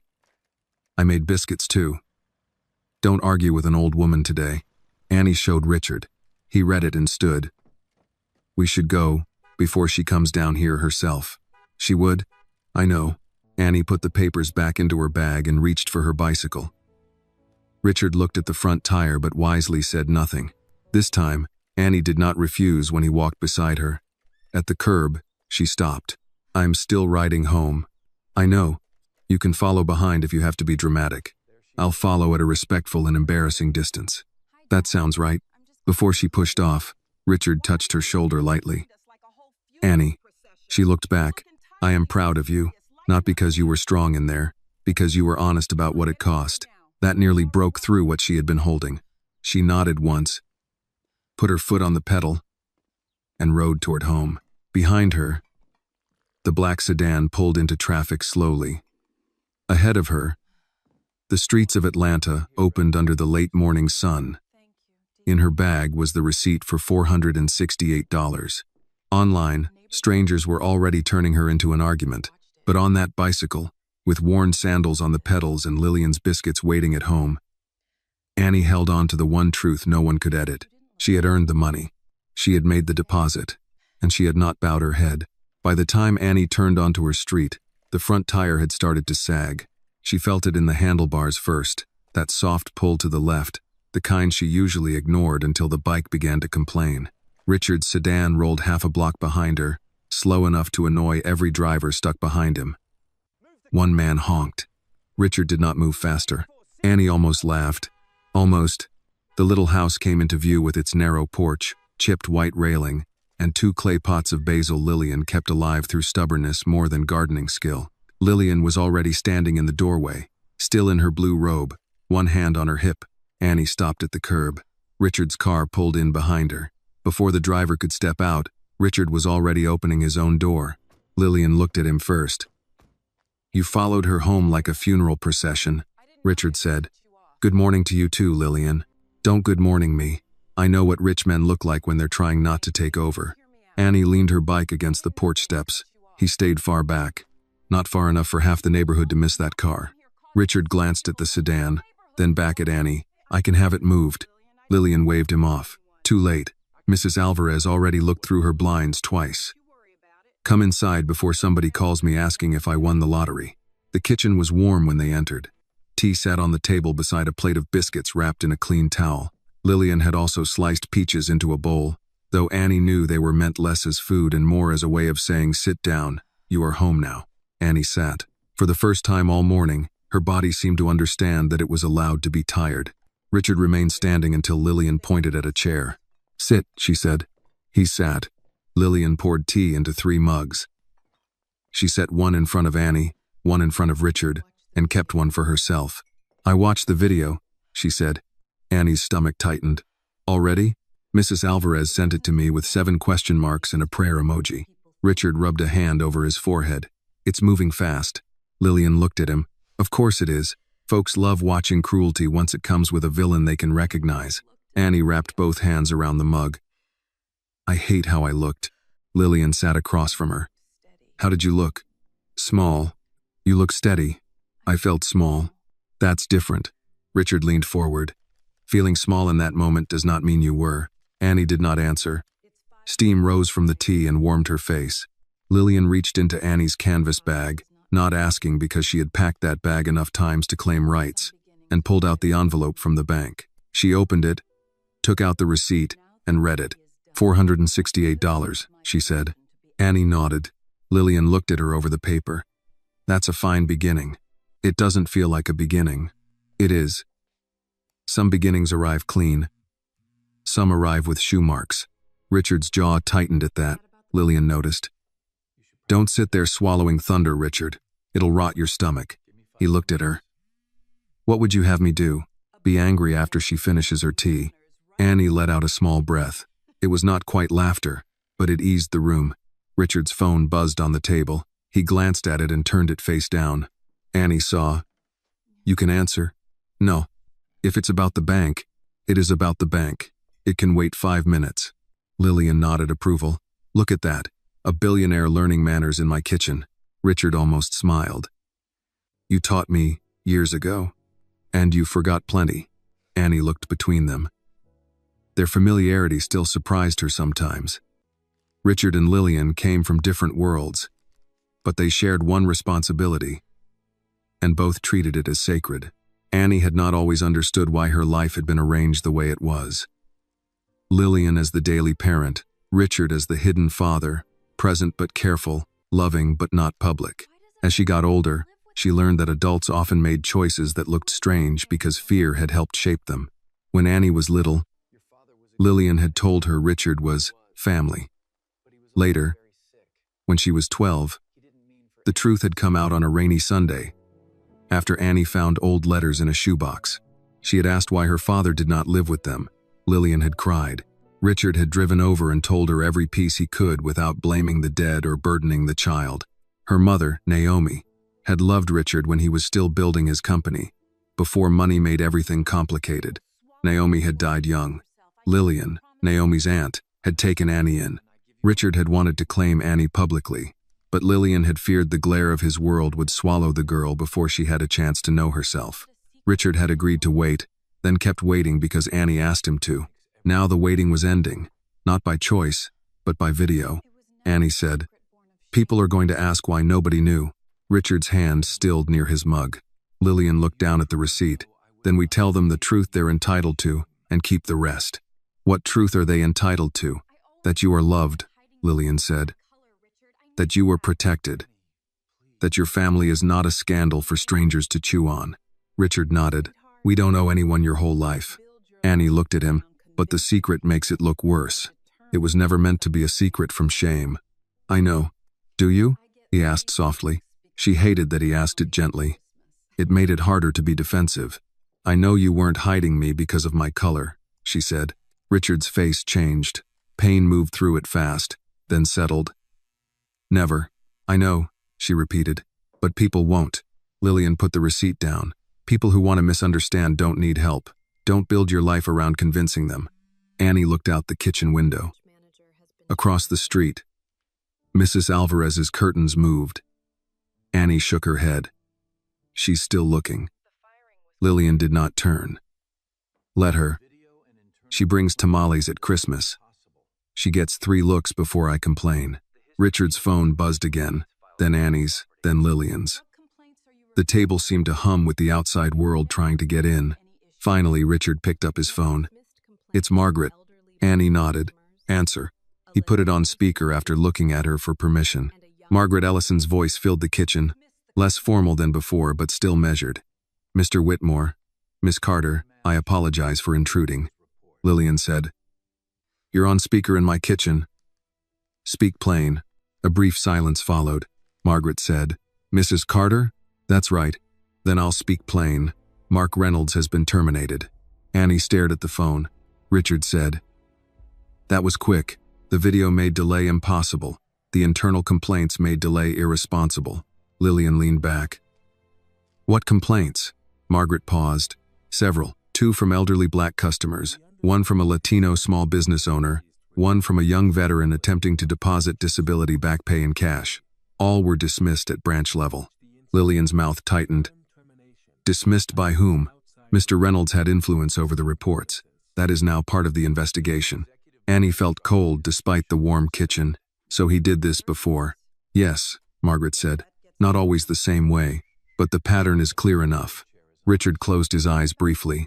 Annie thought about Mark looking at her clothes, her sandals, her bicycle. She wondered how many people had walked out of that branch with their faces burning and no billionaire father to call. How many had told themselves it was better not to make trouble. How many had decided banks were not built for them. Margaret continued.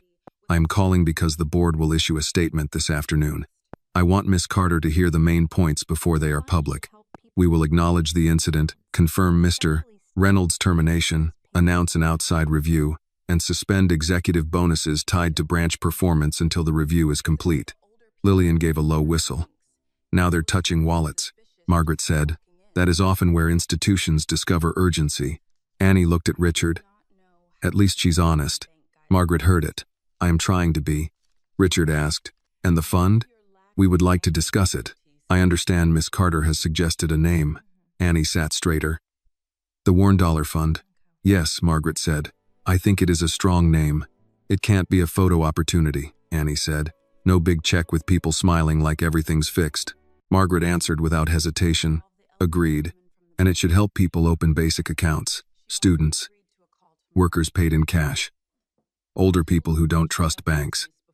People who get treated like they're suspicious just for walking in. I wrote that down when your father relayed it. Lillian looked at Richard. You relayed it, right? I did. Margaret said, Miss Carter, would you consider helping design the guidelines? Quietly, if you prefer. Annie ran her thumb along the edge of the receipt. I don't know how to design bank guidelines. Good, Lillian said. Maybe that's why they need you. Annie almost objected, then stopped. She thought of Emily counting the marked bill.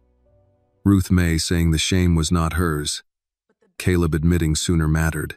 Harold slipping apology money into the pile because he did not know how else to say he had failed. What about Mrs. Ruth May Johnson? Annie asked. She should be involved. She has already agreed to a call tomorrow, Margaret said. After telling my assistant she does not do Zoom before breakfast. Lillian smiled. I like her. So do I, Annie said. Margaret's voice softened. Miss Carter, what happened today began with harm. I know nothing we do erases that. But if you are willing, it may become something useful. Annie looked at the receipt again. $468. Her first deposit. Her first public humiliation. Maybe her first chance to make sure someone else did not stand alone at a counter. "I'll help," she said, "but I'm not letting you use my face to clean the bank's name." "Understood," Margaret said, "and I still don't trust you." Another pause. Then Margaret said, "That is also understood." When the call ended, the kitchen settled back into the ticking clock and the cooling biscuits. Lillian picked up Annie's mug and refilled it. "There, now you've gotten a man fired, corrected a board chair, and started a fund before lunch. You still going to work?" Annie looked at the clock. Richard said, "You don't have to." Lillian said, "She knows." Annie thought of the diner, the sink, the manager who would ask why she was late but still save her a plate if the cook made extra. She thought of staying home while strangers argued about her online. "I'm going," she said. Richard did not argue. "Then I'll drive you." Annie looked at him. He raised both hands. "Not in the sedan. I'll borrow Lillian's car." Lillian laughed. "My car makes a sound like a lawnmower full of pennies." "Perfect," Annie said. Richard looked between them, trapped. For the first time that day, Annie smiled fully. It did not erase the morning. It did not make justice fair or pain useful. But it reminded her that she was still more than what had happened inside that bank. She was a girl at a kitchen table, drinking tea with the two people who loved her enough to let her stand and enough to catch her when standing cost too much. Richard Whitmore drove Lillian's old Toyota to the diner. It was a faded beige sedan with one hubcap missing and a dashboard that clicked whenever the air conditioner ran. Richard sat behind the wheel as if he were operating unfamiliar farm equipment. Annie sat beside him with her work shirt folded in her lap, watching him adjust the mirror for the third time. "You look uncomfortable," she said. "I am not uncomfortable. You're driving like the car might file a complaint." Richard looked at the dashboard. "It makes noises. It's made those noises for 6 years. That does not make them comforting." Annie leaned her head against the window and smiled a little. Outside, Atlanta moved through late morning traffic, sunlight flashing over windshields, people crossing streets with coffee cups, construction workers eating early lunches from foil containers. It was the same city she had ridden through that morning, but she felt different inside it now. Not stronger exactly. More exposed. Richard stopped at a red light. "You can still take the day." "I know. Your manager would understand. Maybe. But I don't want the first thing I do after that bank to be hiding." "You wouldn't be hiding. You'd be resting. For you, maybe. For me, it would feel like hiding." He accepted that with a small nod. "All right." The diner sat on the corner of a busy street near a repair shop and a small pharmacy. The sign above the door read Mabel's Table, though Mabel had passed away years ago, and her nephew ran it now. The place served grits, meatloaf, chicken sandwiches, peach cobbler, and coffee strong enough to make old men argue about politics before 9 in the morning. Annie worked there 3 days a week, sometimes 4 when someone called out. She washed dishes, wiped tables, packed takeout, and helped wherever the rush demanded. It was not glamorous work, but it was honest, and Annie liked the rhythm of it. Plates came in dirty. She made them clean. No mystery, no hidden judgment dressed up as policy. Richard pulled into a parking space near the back. "You sure you don't want me to come in?" he asked. Annie looked at him. "Absolutely not. I can sit in a booth. That would make it worse. I could order coffee." "Dad." He lifted both hands. "Understood." She opened the door, then paused. "Thank you for driving me. Thank you for letting me." That answer stayed with her as she walked toward the employee entrance. Richard waited until she was inside before pulling away. She knew because she looked back through the small window by the kitchen door. The kitchen was already loud. Pans clattered. Somebody laughed near the grill, and the smell of onions, coffee, and fryer oil wrapped around her like a familiar coat. Luis, the line cook, looked up from the flat top. "There she is," he said. "Internet famous." Annie stopped. "Please don't." He raised both hands, spatula in one. "I'm not joking. I saw the video. That man was trash." "Luis," called Mr. Donnelly from the office doorway. "Don't start before she clocks in." Mr. Donnelly was in his late 50s, red-faced, balding, and kinder than he sounded. He carried stress in his shoulders and invoices in his shirt pocket. He came out holding a clipboard but put it down when he saw Annie. "You okay?" he asked. "I'm here. That is not what I asked. Annie almost laughed because everybody kept saying that to her today. I'm okay enough to work. He studied her, then nodded toward the break area. Clock in when you're ready, not before. I'm not late? You called Lillian. Lillian called me. When Lillian Carter calls a man and says her girl is having a morning, that man listens. Annie looked down. Of course she did. She also told me not to ask foolish questions. Are you going to? Probably one. His voice softened. Do you want people here to leave it alone? Annie glanced toward the dish station, where two servers were pretending not to listen. I don't want to talk about it all day. Then we won't. Louise pointed the spatula at the room. Everybody heard that. No bothering Annie. A server named Keisha came by with an empty tray. Can I bother her just enough to say, I'm proud? Annie looked at her. Keisha's smile was gentle. Then I'll hush. That's okay, Annie said. Thank you. Work helped at first. Annie tied on an apron, rolled up her sleeves, and stepped to the sink. The hot water ran over plates. Silverware clinked in plastic racks, and the dish machine breathed steam. Her hands knew what to do. Scrape. Rinse. Load. Push. Pull. Stack. For almost 20 minutes. She did not have to be the girl from the video. She was just Annie, trying to keep up with the lunch rush. Then two men at table 6 started talking too loudly. I'm telling you, that was staged, one said. Nobody walks into a bank like that unless they're looking for attention. His friend answered, maybe. But the manager was stupid. You never know who somebody knows. Annie froze with a plate in her hand. Keisha, passing behind her, stopped too. You want me to handle it? Annie shook her head. No, the first man kept going. That's the thing. If she was really some billionaire's daughter, why dress like that? Whole thing smells like a setup. Annie put the plate down. Her pulse had begun to climb, but it was different from the bank. At the bank, the insult had surprised her.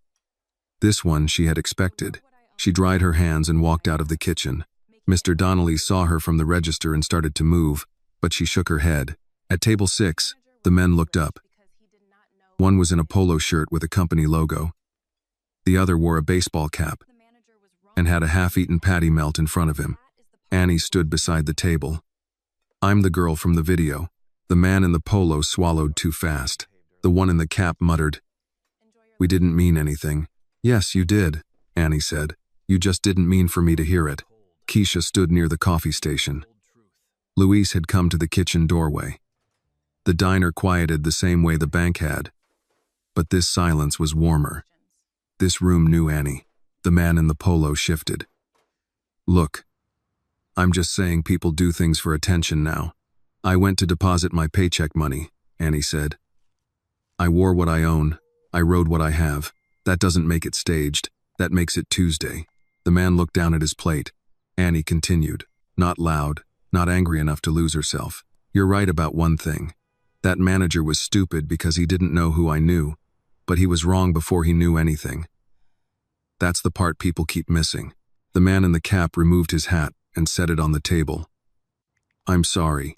Annie nodded once. Enjoy your lunch. She turned and walked back to the kitchen. Louise watched her pass. That was cold. It was true. Cold truth. Mr. Donnelly came into the back a minute later. You all right?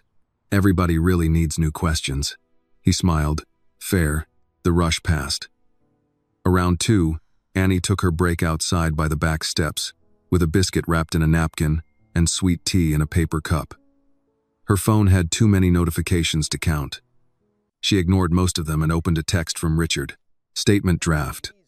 Only if you approve. Below it was a short paragraph. This morning, my daughter Annie Carter entered Sterling National Bank to open a savings account with wages she earned through honest work. She was denied basic respect until my name became part of the conversation. That should trouble every person who believes dignity must not depend on wealth, race, appearance, or influence. Whitmore Global Holdings has suspended all pending business with Sterling National until the bank demonstrates measurable change. Annie read it twice. Then she typed, Change my daughter to Annie Carter, my daughter. Richard replied, Why? Because my name comes first in my own story. A moment passed. Then, "You're right," changed. She stared at the screen, feeling the tightness in her chest shift. Not disappear, just shift. Another message came from Margaret Ellison's assistant, formal and careful, asking whether Annie would be willing to join a planning call for the Warren Dollar Fund later in the week. Annie did not answer yet. The back door opened. Mr. Donnelly stepped out and sat beside her with a groan. "My knees are older than the rest of me," he said. Annie sipped her tea. He looked at the alley, where a delivery truck was backing in near the pharmacy. "My father kept his savings in a Folgers can under the sink. Didn't trust banks. Said a man in a tie could rob you with better grammar than a man in an alley."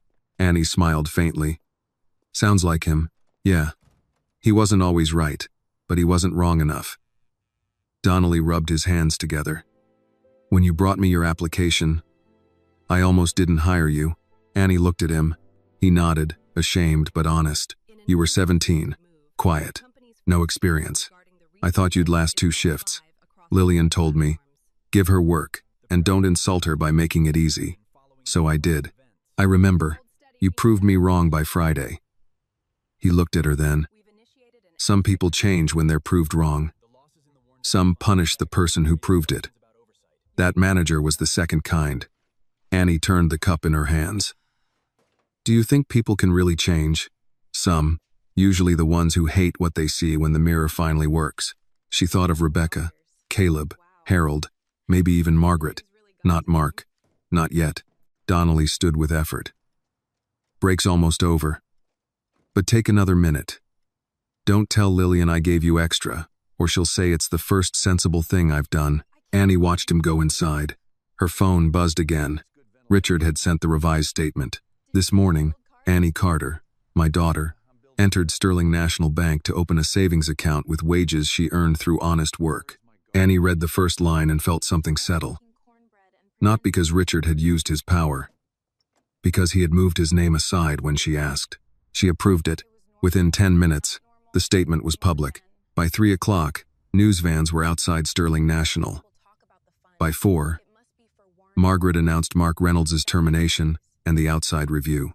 By 5, the Warren Dollar Fund was being mentioned on local radio, though Annie still had not agreed to anything beyond a phone call. At 6, Annie finished her shift. Her apron smelled like dish soap and fried chicken. Her feet hurt. Her back ached. In her pocket was $27 in tips from customers who had suddenly become very generous after seeing the news. She almost laughed at that too. Outside the diner, Richard was not waiting in the black sedan. Lillian's beige Toyota sat at the curb, engine ticking, front passenger window stuck halfway down. Richard leaned against it, looking less like a billionaire than a man who had lost an argument with an old car. Annie walked up. "You drove it again?" "I am building character." "Where's Lillian?" "At home making cornbread and pretending not to worry." Annie opened the passenger door. "That means she's worried." "Yes." As they pulled away, Richard asked, "How was work?" Annie leaned back, tired down to the bone. "Normal. Then not normal. Then normal again. That sounds like life." She looked out the window at the evening light on the storefronts. "Dad?" "Yes?" "When they talk about the fund, make sure they say it's for people with Warren dollars. Not sad stories. Warren dollars." He nodded. "Because Warren means earned." "Exactly." Richard drove in silence for a while, both hands careful on Lillian's steering wheel. Annie closed her eyes.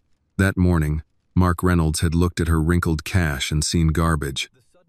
By evening, the whole city was talking about Warren dollars. It did not make the hurt vanish. It did not make the system clean overnight. But somewhere between the bank floor and the diner sink, Annie had begun to understand something. A thing could be stepped on and still carry value. A person could be humiliated and still stand. And sometimes the smallest deposit could cost a powerful man everything. The news did not leave Annie alone that night. By the time Richard pulled into Lillian's driveway, 3 local stations had used the video. One showed Mark Reynolds stepping on the bill, paused the frame, then brought in a retired bank executive to discuss customer service. Another talked about racial bias in financial institutions. The third led with Richard's statement and a photo of him from some business conference, which annoyed Annie more than she expected. That picture makes you look like you're about to buy the moon, she said, standing in the living room with her work shoes still on. Richard glanced at the television. That was a transportation summit. You still looked like you were buying the moon. Lillian came from the kitchen with a dish towel over one shoulder. If he buys it, tell him I want my own porch up there. Richard loosened his tie. Noted. Annie sat on the couch and kicked off her shoes. Her feet ached from the diner, but her mind refused to slow down. On the screen, the anchor repeated her name again. Annie Carter, daughter of billionaire Richard Whitmore. Annie Carter, the young woman at the center of a viral banking incident. Annie reached for the remote and muted it. Lillian watched her. Too much? Everybody keeps saying my name like they own a piece of it now. Richard sat in the armchair near the window. He looked tired, though he tried to hide it. We can ask them to stop using your image. They won't. No, he admitted. Not all of them. Annie leaned back. I don't understand why seeing someone get humiliated makes people want to watch it over and over. Lillian sat beside her. Because some folks are looking for justice. Some are looking for entertainment. It takes time to tell them apart. The doorbell rang before Annie could answer. All three of them looked toward the front door. Lillian stood first. If that's Mrs. Alvarez with gossip, I'm charging admission. Richard rose with her, but Lillian pointed at him. Sit. A man in a suit at my door will make the whole block worse. She opened the door halfway. Annie heard a woman's voice, low and careful. A moment later, Lillian turned back. It's Emily from the bank. Annie sat up. Emily Parker stood on the porch in a plain sweater and jeans, looking younger without the teller counter between them. She held a small paper bag in both hands. I'm sorry to come by, Emily said. Mrs. Carter, Mr. Whitmore, I know it's late. I asked Margaret's office to pass along the address, but they said they couldn't. Mrs. Ruth May gave it to me after making me promise I wasn't bringing trouble. Lillian opened the door wider. Ruth May has good instincts. Come in. Emily stepped inside and looked at Annie. I won't stay long. Annie stood. Is something wrong? No. Emily glanced at the television, saw the frozen news image, and looked away. I couldn't go home without saying this to you, without a counter between us. Richard remained quiet. Emily held out the paper bag. These are from the bakery next to the bank. The owner saw the video. He said to tell you he's sorry it happened on his street. I was going there anyway, so he gave me these. Lillian took the bag and opened it. Apple fritters. She looked at Emily with new respect. You may stay 5 minutes longer. That helped Emily breathe. Annie said, You didn't have to come. I did for me. Emily clasped her hands together. I keep thinking about the second before he stopped me. I was going to count your money. Then he said not to, and I let his voice become bigger than what I knew was right. You spoke up later. Later matters, but later still leaves a person standing alone first. Annie remembered saying almost the same thing to Caleb. Sooner matters. Hearing it return from someone else made the day feel connected by threads she had not seen at first. Emily continued. My father called me after the video came out. He said, That girl asked you to count her money. Next time, count it before fear gets a vote. Lillian nodded. Your father sounds useful. He is. Emily smiled faintly. He also said if I get fired, he has a spare room and bad cooking. Richard said, You won't be fired. Emily looked at him, uncertain whether to be grateful or cautious. He added, Not for telling the truth. Emily nodded. Thank you. Annie studied her. What happens at the branch tomorrow? Emily's shoulders dropped. Corporate is sending temporary managers. Everyone has to give formal statements. They're reviewing old complaints. Rebecca cried in the break room after you left. Lillian made a small sound. Tears can be honest or convenient. I don't know which hers were, Emily said. Maybe both. Annie appreciated that answer. Emily looked down at her hands. Caleb feels awful. He kept saying he should have refused the order right away. He told the truth, Annie said. He said that's not the same as stopping it. No, Annie said. It isn't. The room grew quiet, but not cruelly. Everyone there understood the sentence was not meant to punish Caleb. It was meant to leave the truth where it belonged. Emily reached into her purse and pulled out a folded piece of paper. There's one more thing. I found this in my locker. I wrote it during lunch after the statement came out. It's not official. It's just names. She handed it to Annie. Annie unfolded it. There were 6 names written in blue ink, with phone numbers beside 4 of them. What is this? People who came into the branch before. People I remember because something felt wrong, but I didn't know what to do with it then. An older man with a veteran's cap. A woman who brought cash from a church fundraiser. A landscaper who tried to open a business account. I don't know if all of them had complaints. I just remember Mark treating them like they were wasting his air. Richard leaned forward slightly. You understand that list could matter? Emily nodded. That's why I didn't give it to corporate first. Margaret's earlier honesty came back to Annie, but so did the old habit of institutions smoothing sharp edges. Annie looked at Richard. Can your lawyers contact them without scaring them? Yes, carefully, only if they consent. Emily seemed relieved. Good. They deserve to be asked by somebody who isn't trying to protect the bank first. Annie folded the paper again. Thank you. Emily's eyes shone. You shouldn't have to thank me for being late to decency. Maybe not, Annie said, but I can thank you for arriving. Emily pressed her lips together and nodded. Lillian packed 2 fritters into a napkin and handed them to her. For your father, tell him his advice was good. Emily laughed softly. I will.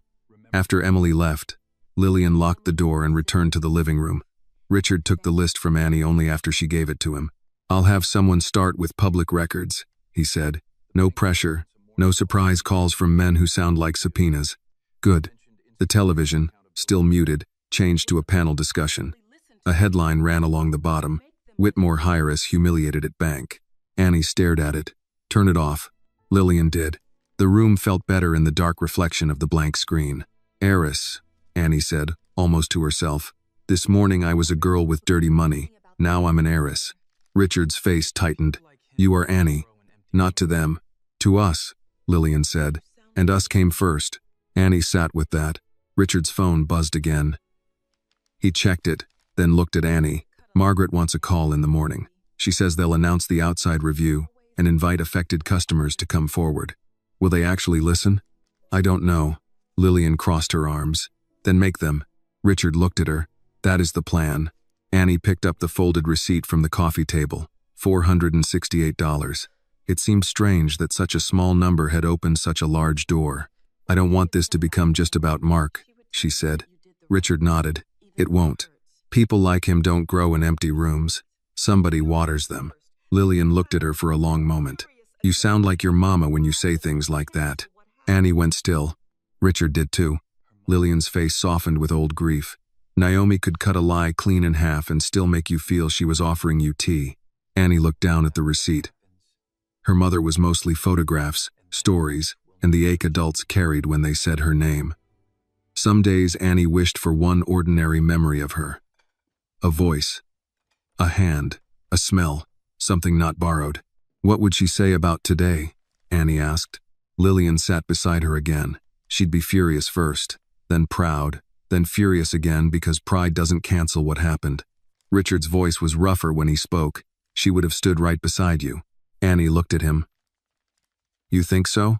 I know so. That helped and hurt at the same time. Later, after the fritters were eaten and Richard's driver had quietly taken the sedan away from the curb to calm the neighborhood, Annie went to her room. She set the bank envelope on her desk beside her college brochures. Then she took the receipt and taped it to the wall above the desk. Not straight, but close enough. She did not tape it there because it was proof that a bank had accepted her money. She taped it there because it was proof that she had not left before it did. Her phone buzzed one last time. A message from an unknown number. Miss Carter, this is Ruth Mae Johnson. Emily gave me your number, after I asked in a way that made refusal difficult. You did good today. Rest now. Tomorrow we'll ask more of you. Annie smiled for real. She typed back. Yes, ma'am. Thank you. Then she sat on the edge of her bed in the quiet room, looking at the receipt on the wall. Outside, a dog barked, a car passed, and Lillian moved around the kitchen putting things away. Life had not returned to normal. Maybe it never would in exactly the same way. But Annie understood something she had not understood that morning. Her $468 had not bought respect from Sterling National Bank. Respect should never have had a price. What it had bought was a record, a receipt, a mark in the world that said she had come in with worn dollars, honest hands, and her head up, and when a man tried to turn her away, the truth stayed. Morning came before Annie was ready for it. She woke to the smell of coffee and bacon, the low murmur of Lillian's radio, and the quiet scratch of tree branches against her window. For 3 seconds, she forgot the bank. Then she saw the receipt taped above her desk and remembered everything at once. $468. Her first savings deposit. The video. Mark's shoe. Richard's voice on speaker. The whole world pressing its face against a moment she had wanted to survive privately. She sat up and rubbed her eyes.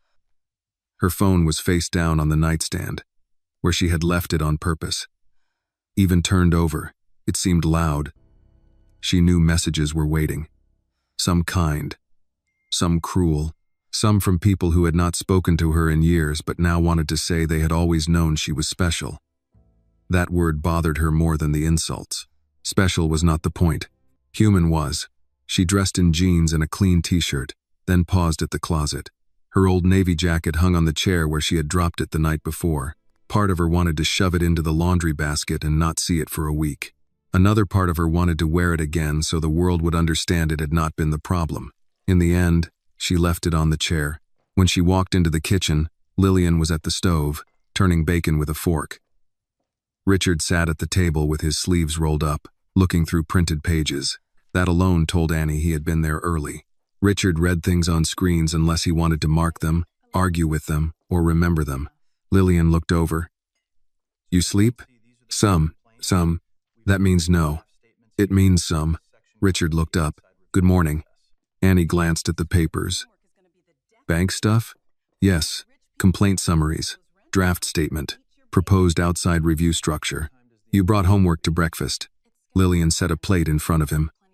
"He brought rich people trouble to my table. I'm charging rent." Richard picked up his coffee. "Fair." Annie sat across from him. "What time is the call?" 9:30. "Margaret. Outside counsel, 2 board members, my general counsel, and whoever you want present." "I want Lillian." Lillian put bacon on Annie's plate. "Wasn't asking permission." Richard almost smiled. "Already included." Annie ate half a piece of toast before her stomach gave up. She pushed the plate slightly away. Lillian noticed but did not comment. Instead, she poured more coffee for Richard and tea for Annie. "Eat what you can. Some mornings, food waits until the heart catches up." At 9:25, they moved to the living room. Richard set his laptop on the coffee table. Annie sat beside Lillian on the couch, one knee tucked under her. She did not want to sit in the middle like a witness. Lillian's shoulder near hers helped. The call began on time. Margaret Ellison appeared on screen from a conference room with plain walls and serious lighting. Beside her was a woman introduced as Janet Cole, outside counsel. 2 board members joined from separate offices. Richard's general counsel, Mara Vance, appeared from Whitmore Global, calm and sharp-eyed. Margaret began. "Miss Carter, Mrs. Carter, Mr. Whitmore, thank you for joining. I know yesterday was painful, and I want to be direct. Sterling National failed Annie. We also failed other customers whose complaints were ignored." Lillian folded her hands. "Direct is good. Keep going." Margaret nodded. "We have terminated Mark Reynolds. We have suspended Rebecca Miles pending review of front desk practices and prior service complaints. Emily Parker and Caleb Turner are being retained and interviewed as witnesses, not subjects of discipline at this stage." Annie leaned forward. "What about Caleb? He was ordered to remove me." Janet Cole answered. "He did not touch you, did not remove you, and later gave a statement against his manager." "That matters." "So does waiting," Annie said. "Yes," Janet said. "It does. The review will include bystander responsibility and escalation training." Lillian gave a small nod. "That sounds like lawyer language, but it may have bones," Margaret continued. "We identified 7 complaints over 5 years that may involve discriminatory treatment or improper refusal of service at the Peachtree branch. 4 relate directly to Mr. Reynolds. 3 involve branch culture more broadly." Richard's face tightened. "Will those customers be contacted?" "Yes," Margaret said. by outside counsel, with the option to speak confidentially. No one will be asked to sign a non-disclosure agreement. Mara Vance spoke for the first time. Whitmore Global will require written confirmation of that. You'll have it today, Margaret said. Annie listened, but part of her drifted to the names Emily had written on the paper. The veteran, the churchwoman, the landscaper, people who had walked into the same polished lobby and left carrying something heavier than money. Margaret said, "Now, regarding the Worn Dollar Fund." Annie sat straighter. A board member, a man named Charles Whitcomb, cleared his throat. "Before we discuss naming, I want to express concern that the phrase may imply sterling mishandled currency broadly. From a branding perspective," Lillian leaned toward the laptop. "From a living perspective, that name is the only honest thing I've heard yet." Charles blinked. Richard looked at his coffee. Margaret did not smile, but something near her eyes shifted. "Charles, let's not lead with branding," Annie said. "If the fund is about protecting the bank's image, I'm not joining." "It isn't," Margaret said. "Then the name stays." Charles tried again. "Miss Carter, we only want to ensure the program is framed positively." Annie looked at him through the screen. "People bring worn dollars because they work. They fold them into aprons, glove boxes, church envelopes, coffee cans, jacket pockets. They bring what they have. If the bank is embarrassed by that image, then the fund is already fake." The room on the screen went quiet. Lillian reached over and squeezed Annie's hand once. Margaret said, "The name stays." Charles looked down at his notes. Margaret went on, "The fund would support low-barrier savings accounts, financial literacy workshops, fee waivers for qualifying first-time customers, and community outreach through churches, diners, laundromats, veterans groups, and small business associations." Annie heard the list and thought it sounded decent but distant. "Don't make it all workshops." Margaret looked at her. "What do you mean? People who work 2 jobs don't always have time to attend a workshop so a bank can teach them how to be respectable with money. Some already know money better than bankers do. They know how to stretch it, hide it, save it, borrow it, lend it, and make it last until Friday." Lillian murmured, "That's right." Annie continued, "Have bankers go where people are. Saturday mornings, church basements, community centers, the diner, laundromats, places where people already carry cash because that's how they live." Janet Cole wrote something down. Annie added, "And train tellers to help without making people feel stupid. If somebody brings cash in a rubber band, don't look at them like they failed a test." Margaret nodded. "That can be part of the program." "No," Annie said. "That has to be the program." Richard watched her with quiet pride. He did not speak for her. He did not need to. Mara Vance said, "Whitmore Global can offer matching funds if the structure is independent and community-led." Margaret turned slightly. "Matching at what level?" Richard answered. "Sterling's initial contribution, dollar for dollar, up to 10 million. Charles sat up quickly. Lillian looked at Richard. "You just say numbers like that before finishing coffee?" He kept his eyes on the screen. "Sometimes." Annie frowned. "Dad." He looked at her. "It doesn't buy your name. It supports your idea. Only if you approve." That mattered. She looked back at the screen. "The fund needs people like Mrs. Ruth May on the board," Margaret said. "Agreed. And not just one community person for a photograph." "Agreed. And reports should be public. How many accounts opened? How many complaints? How long complaints take? What happens when employees mistreat people?" Janet nodded. "That is measurable." Annie almost laughed. "Good. I accidentally spoke lawyer." Lillian patted her hand. "Don't make a habit of it." For the first time, even Margaret smiled faintly. Then the call shifted to the public statement. Margaret read a draft acknowledging Annie by name, confirming Reynolds's termination, announcing the review, and committing to the Worn Dollar Fund. Annie stopped her twice. Once when the draft said "unfortunate incident." "Don't call it unfortunate," she said. "Rain on a picnic is unfortunate. He chose what he did." Margaret changed it to "wrongful treatment." The second time was when the draft said, "Miss Carter's experience reminds us." Annie shook her head. "No. Don't make me a lesson before you admit I was a person." Margaret looked at the text for a long second, then revised it aloud. What happened to Annie Carter was wrong. It exposed failures in our branch culture, our complaint process, and our accountability. Annie looked at Lillian. Lillian said, "Better." By the time the call ended, more than an hour had passed. Annie felt drained, but not empty. There was a difference. Richard closed the laptop. For a moment, no one spoke. Then Lillian stood. "Everybody needs food. Justice makes people hungry." Annie leaned back into the couch. "I don't think I can eat. You said that before and still ate bacon." "I ate half. A beginning."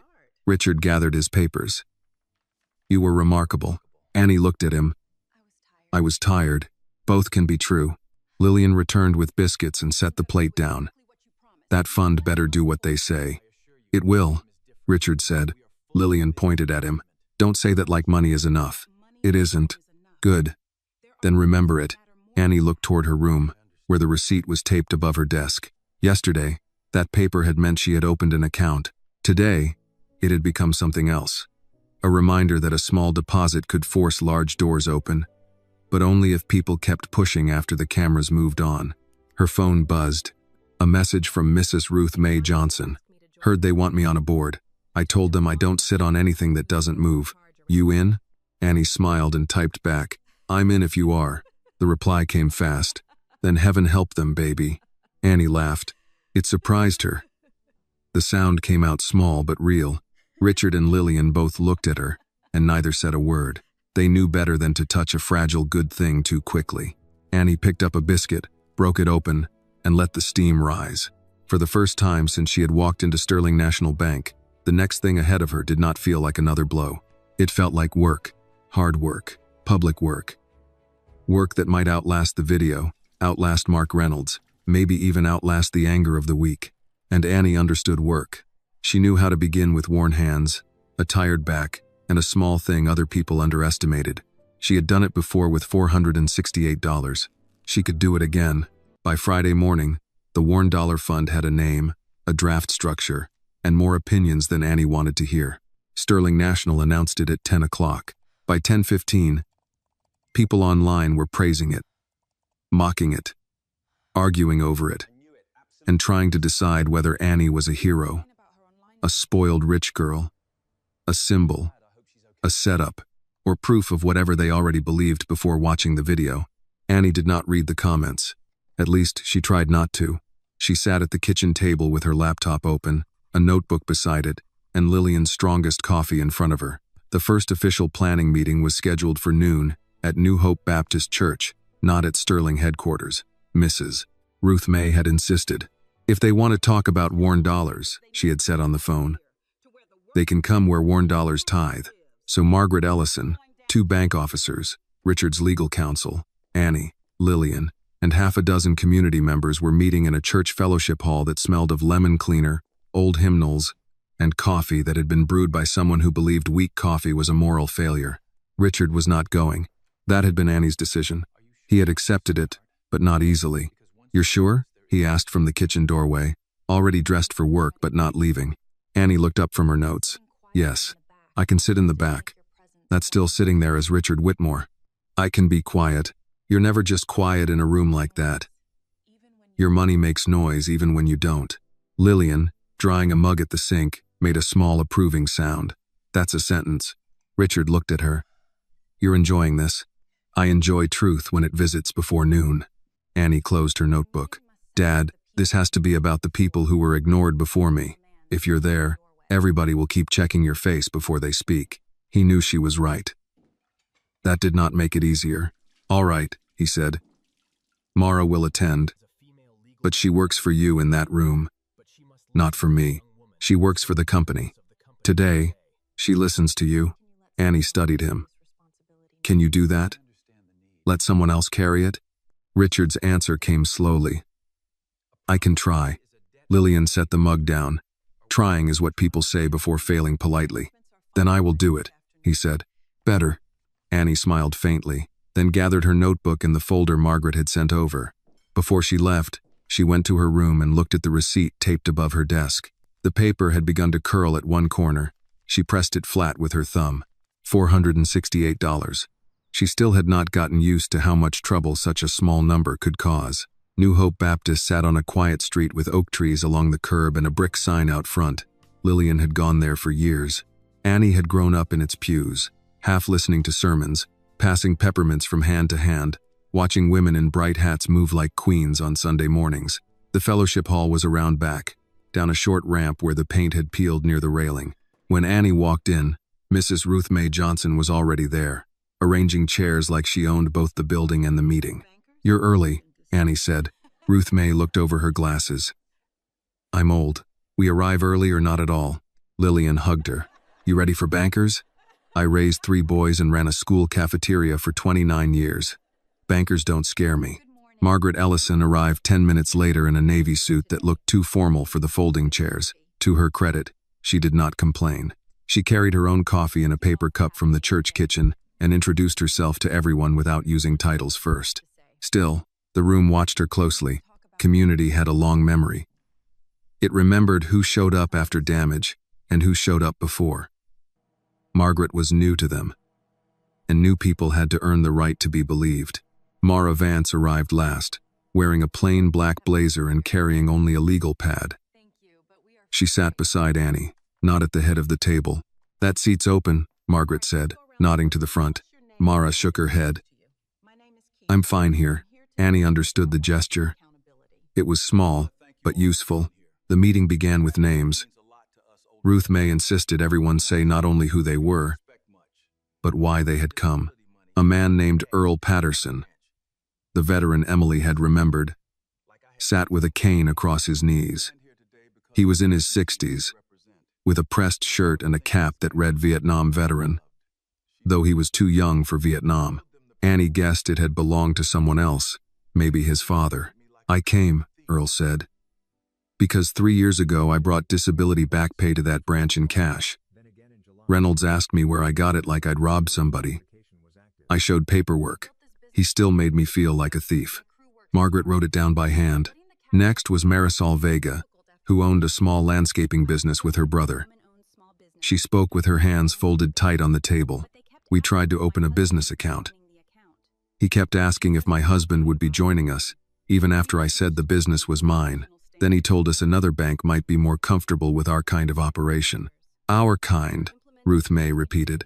They do love that word when they don't want to say the other one. A few people nodded. Then came Deacon Samuel Price, from New Hope.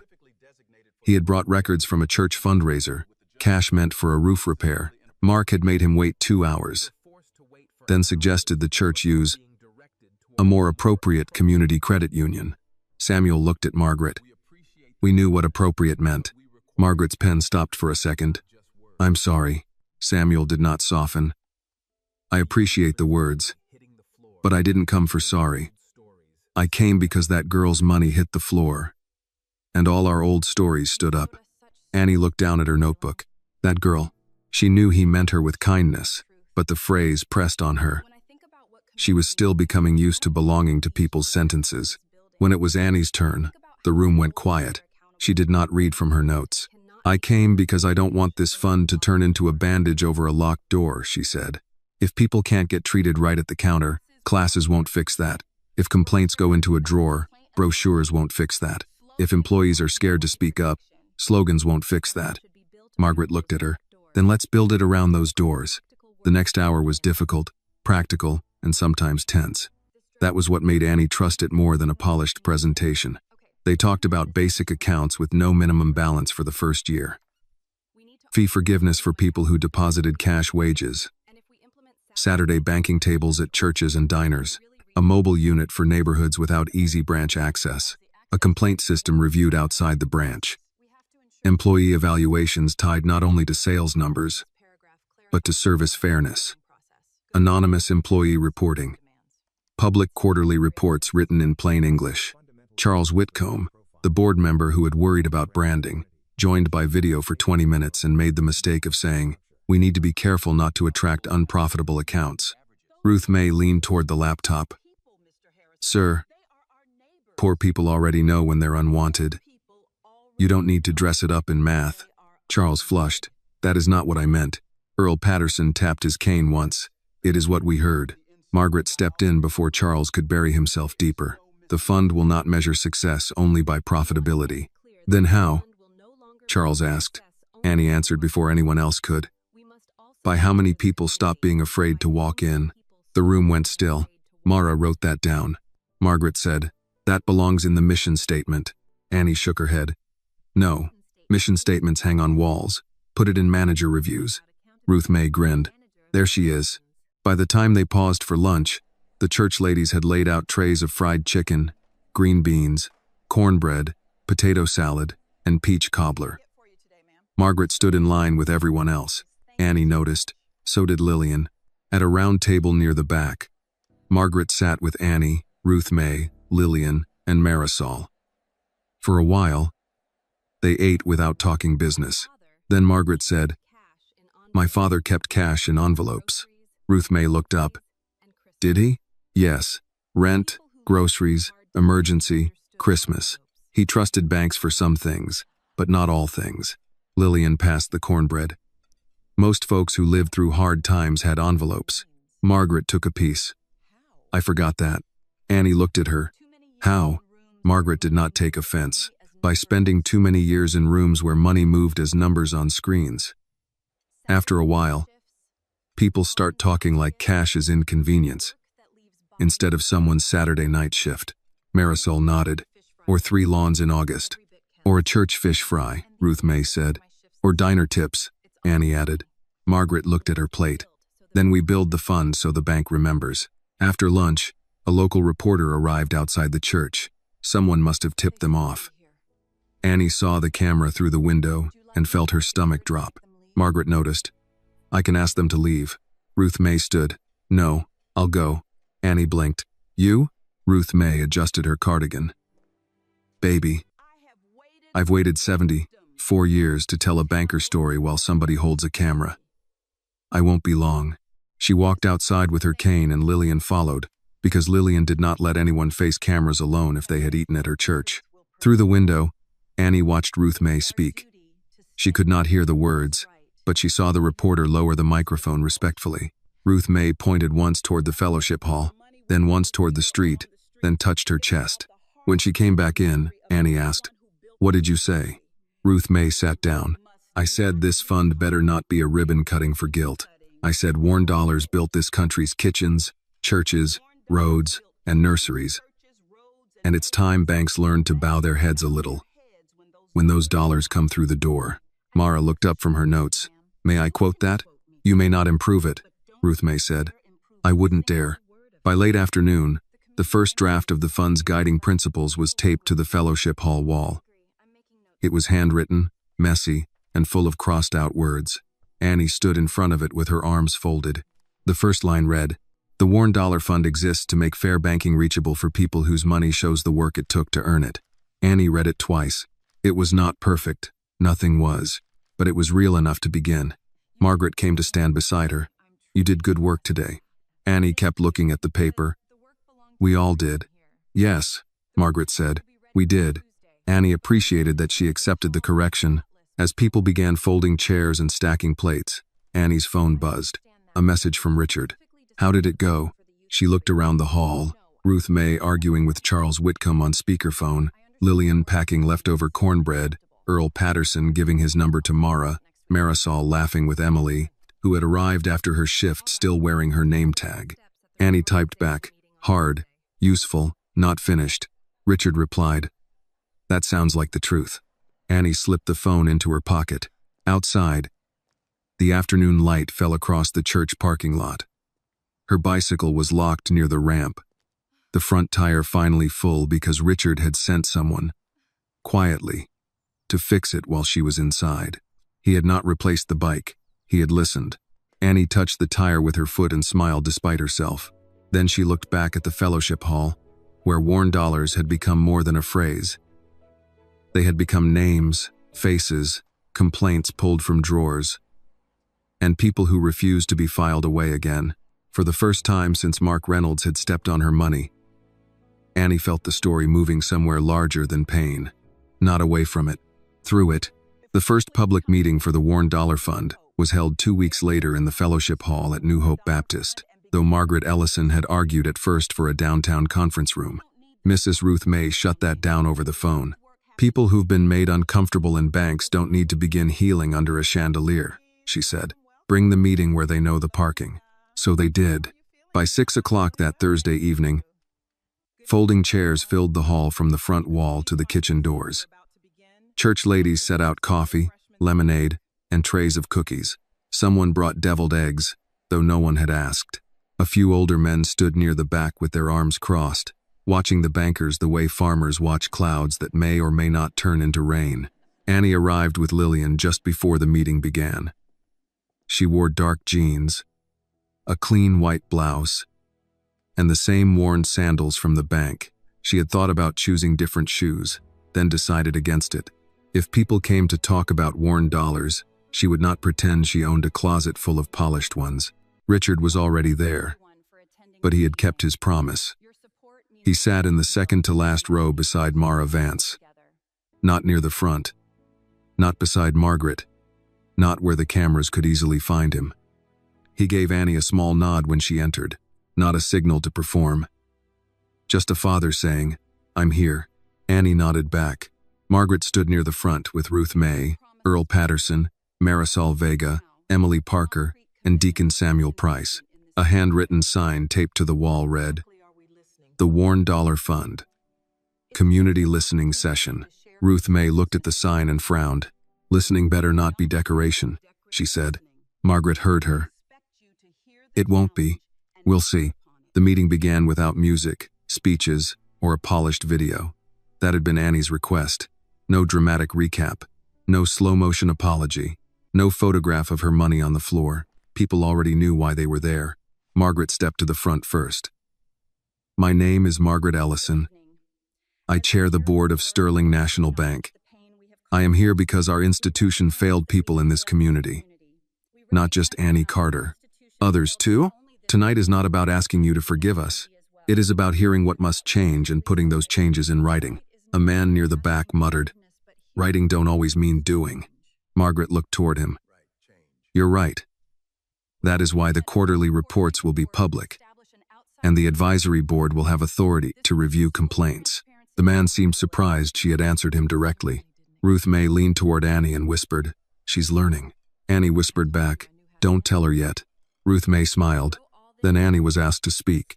She had prepared notes, but when she stood in front of the room, they felt too neat for the faces looking at her. There were retirees, students, small business owners, line cooks, janitors, church members, veterans, mothers with children leaning against their knees, and people who had come because something in the video had looked familiar. Annie folded the notes once and set them on the table. "I don't have a long speech," she said. "I went to the bank with money I earned. I wanted a savings account. That should have been ordinary." The room stayed quiet. "What happened to me became public because of who my father is. I know that. I don't want to pretend otherwise. But the reason we're here is because a lot of people had things happen when no one powerful was on the phone." Earl Patterson lowered his head slightly.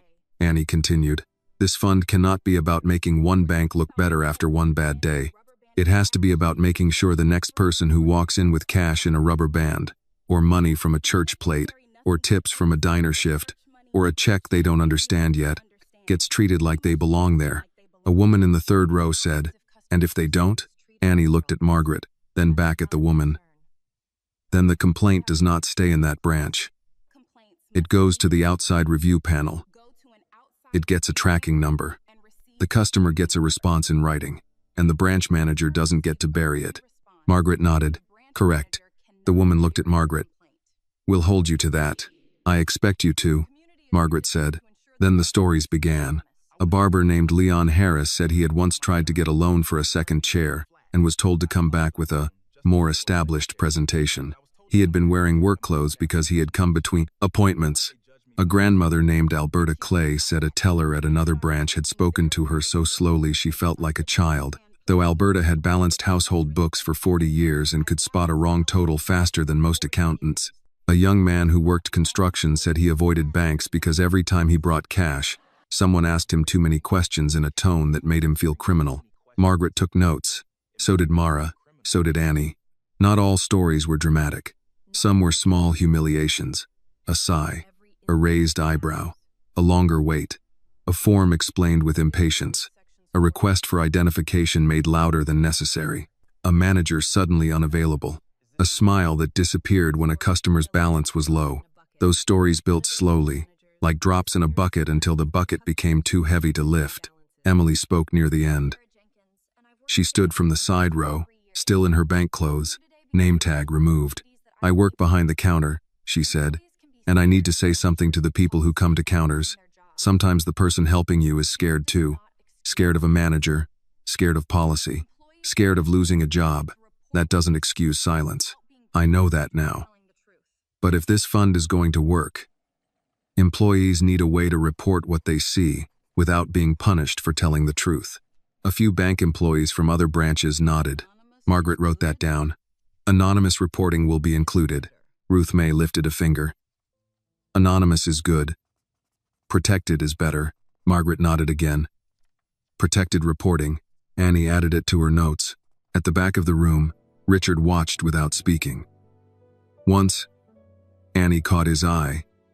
He looked proud, but he also looked humbled. In his world, meetings often began with numbers and ended with decisions. This one began with pain and asked numbers to catch up. Near 8 o'clock, Deacon Samuel stood to close the session.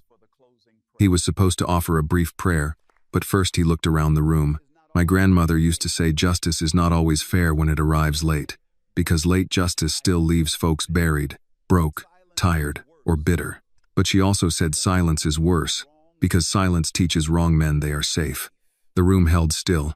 "So tonight," he said, "we are not pretending late is fair. We are saying late is no excuse to stay quiet."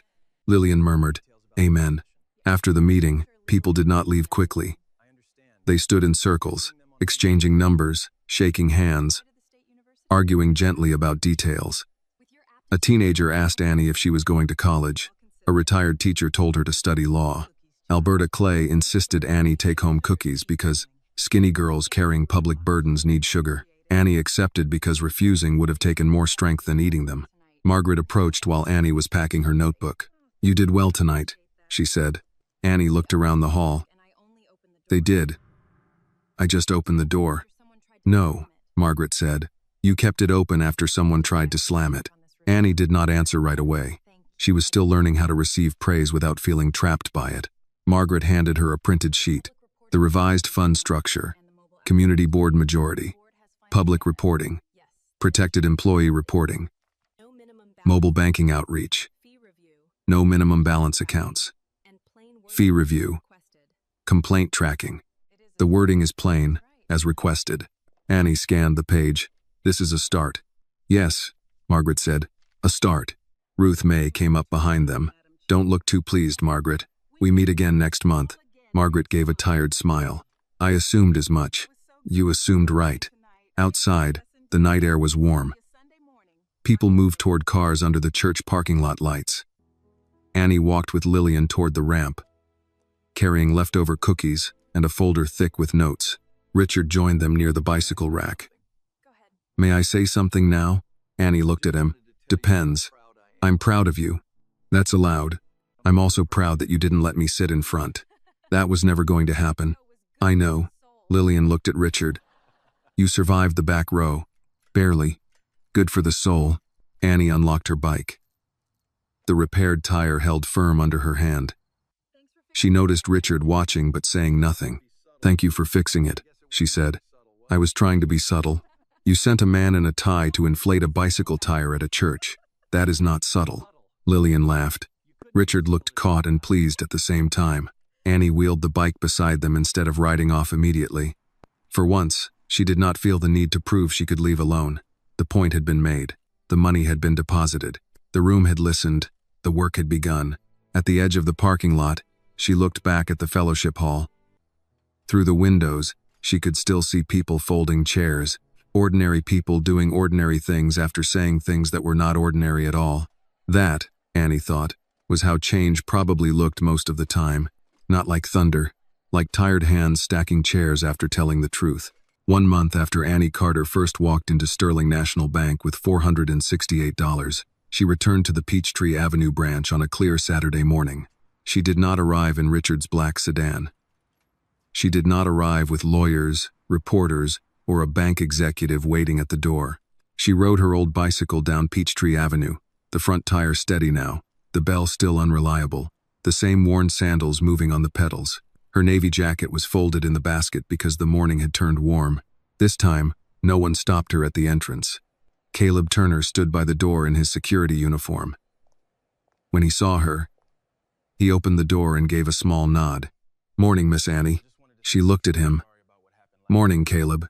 His face held the same regret it had carried since that day, but it was not empty regret anymore. He had joined the new employee advisory group. Emily had told Annie he was the first one to ask whether guards could be trained to protect customers from mistreatment, not just protect banks from customers.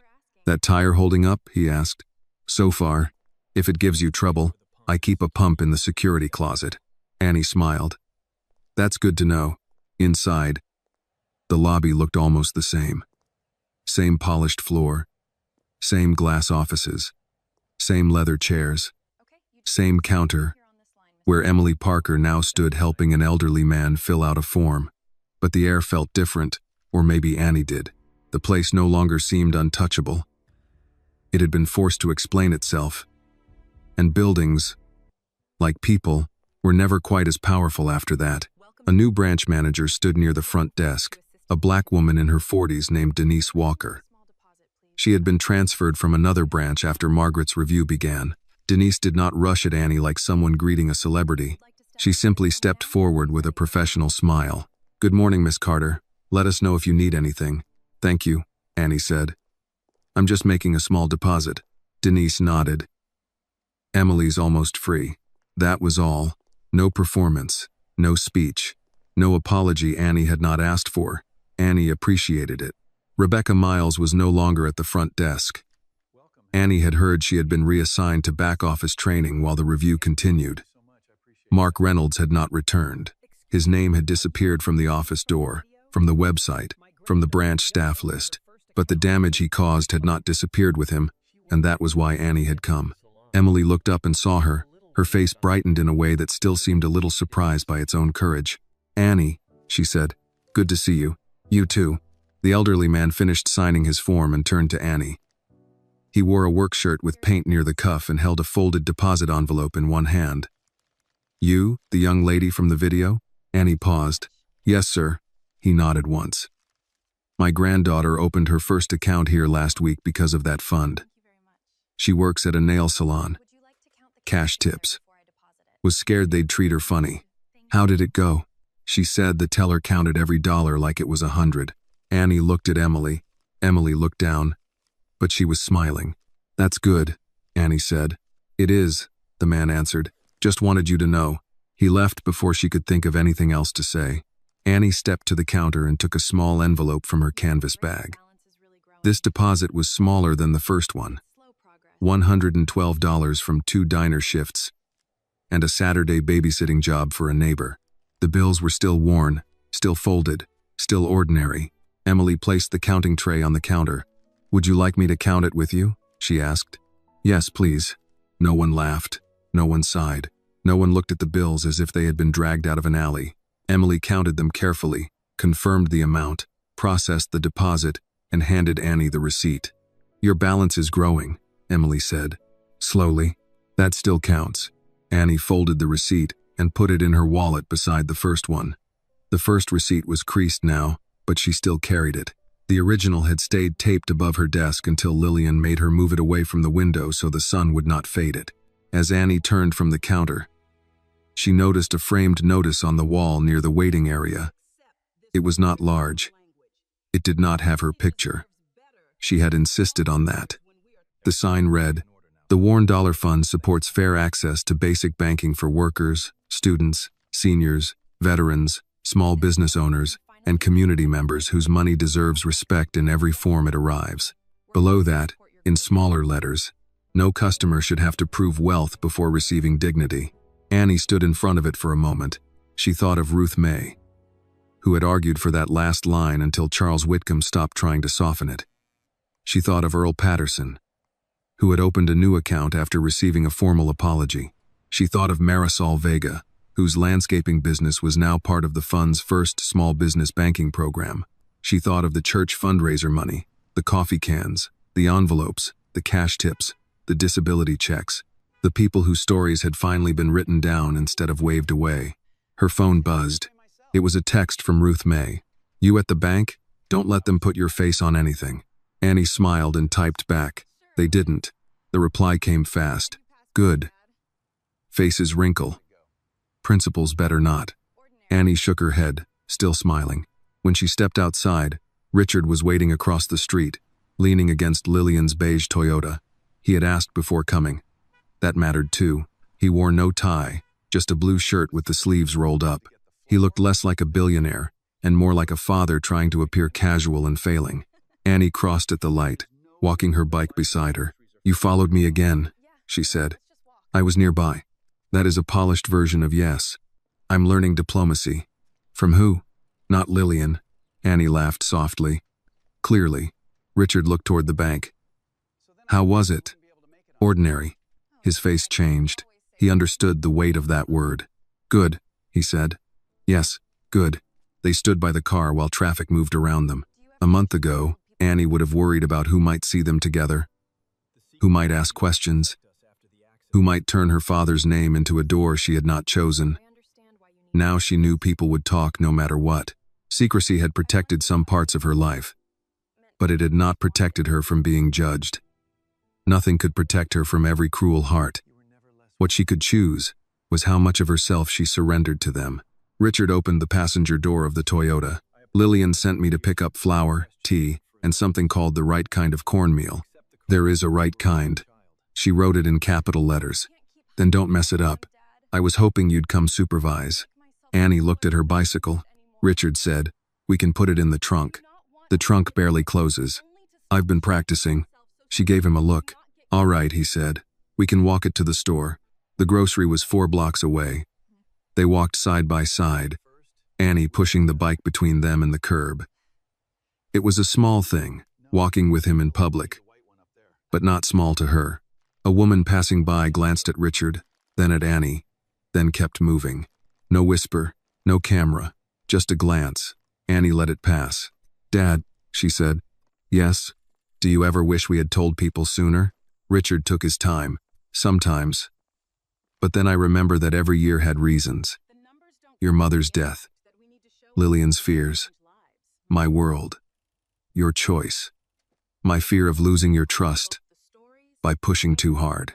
Annie looked at the sidewalk. "I used to think being hidden meant being less wanted." Richard stopped walking. She stopped too. His voice was quiet. "Annie, no, I know that now. Mostly." He looked as if he wanted to fix the sentence and knew he could not. "You were never less wanted. You were the part of my life I was most afraid to mishandle." That's a heavy thing to tell a kid. "You're not a kid." "I was." He nodded, accepting the correction. "You were. And I am sorry for every year you carried questions that belong to adults." Annie rested one hand on the bicycle seat. "I don't want to be hidden anymore." Richard did not move. "I don't mean a press conference," she said quickly. "I don't want that. I just mean I'm tired of making myself smaller so other people don't get curious." Richard's eyes were wet, though he did not let tears fall. "Then we stop." "Just like that?" "No, probably badly at first, then better." That sounded true enough to trust. They kept walking. At the grocery, Richard got the wrong cornmeal twice before Annie corrected him. He also bought too much tea and tried to sneak a new bicycle helmet into the cart. Annie removed it without comment. "I thought it was practical," he said. "It was neon pink. For visibility. For humiliation." He put it back. By late afternoon, they returned to Lillian's house. Ruth May was already on the porch with Lillian, drinking lemonade and arguing about whether the fund's first report should include customer stories or only numbers. "Both," Annie said, wheeling her bike up the walk.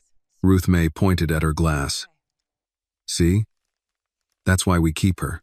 Lillian looked at Richard. "You get the right cornmeal?" Richard held up the bag. Lillian inspected it like legal evidence, then nodded. "You may stay for supper." Richard put a hand to his chest. "I'm honored." "You should be." That evening, they ate fried chicken, greens, cornbread, and peach cobbler at the kitchen table. Richard washed dishes afterward because Lillian said men with money still had hands. Ruth May dried them because she wanted to make sure he did it right. Annie sat by the window, reading the new deposit receipt. $112. Not a viral number, not a headline, just wages. She took out the first receipt from her wallet and placed the new one beside it. The first was from the day everything changed. The second was from the day things became ordinary again. Lillian came over and looked at them. You saving every receipt now? Maybe. Good. One day you'll need proof of how you began. Annie looked at the 2 slips of paper. I thought the money was the beginning. Lillian touched her shoulder. No, baby. The beginning was when you refused to let shame carry your name. Outside, evening settled over the street. Mrs. Alvarez watered her flowers.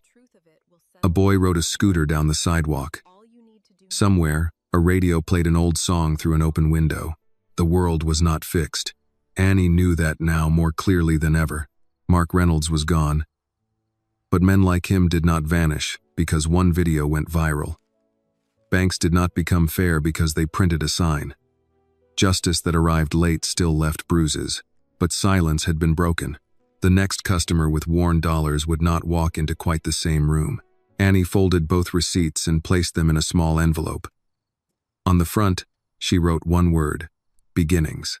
Then she went to the porch, where Richard, Lillian, and Ruth May were still talking as if the night had nowhere else to be. Her bicycle leaned against the railing, old and steady. Her sandals were dusty. Her hands smelled faintly of paper, soap, and supper. She sat on the porch step and looked down the street. A month ago, a man in a polished suit had looked at her clothes, her skin, her bicycle, and her crumpled cash, and decided she was worth less than the floor beneath his shoe. He had been wrong. Those bills had been worn, but they were honest. Her path had been hard, but it was hers.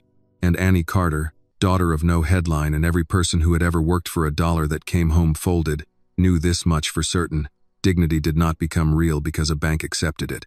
It was real before she ever walked in. The lesson of Annie's story is simple but powerful.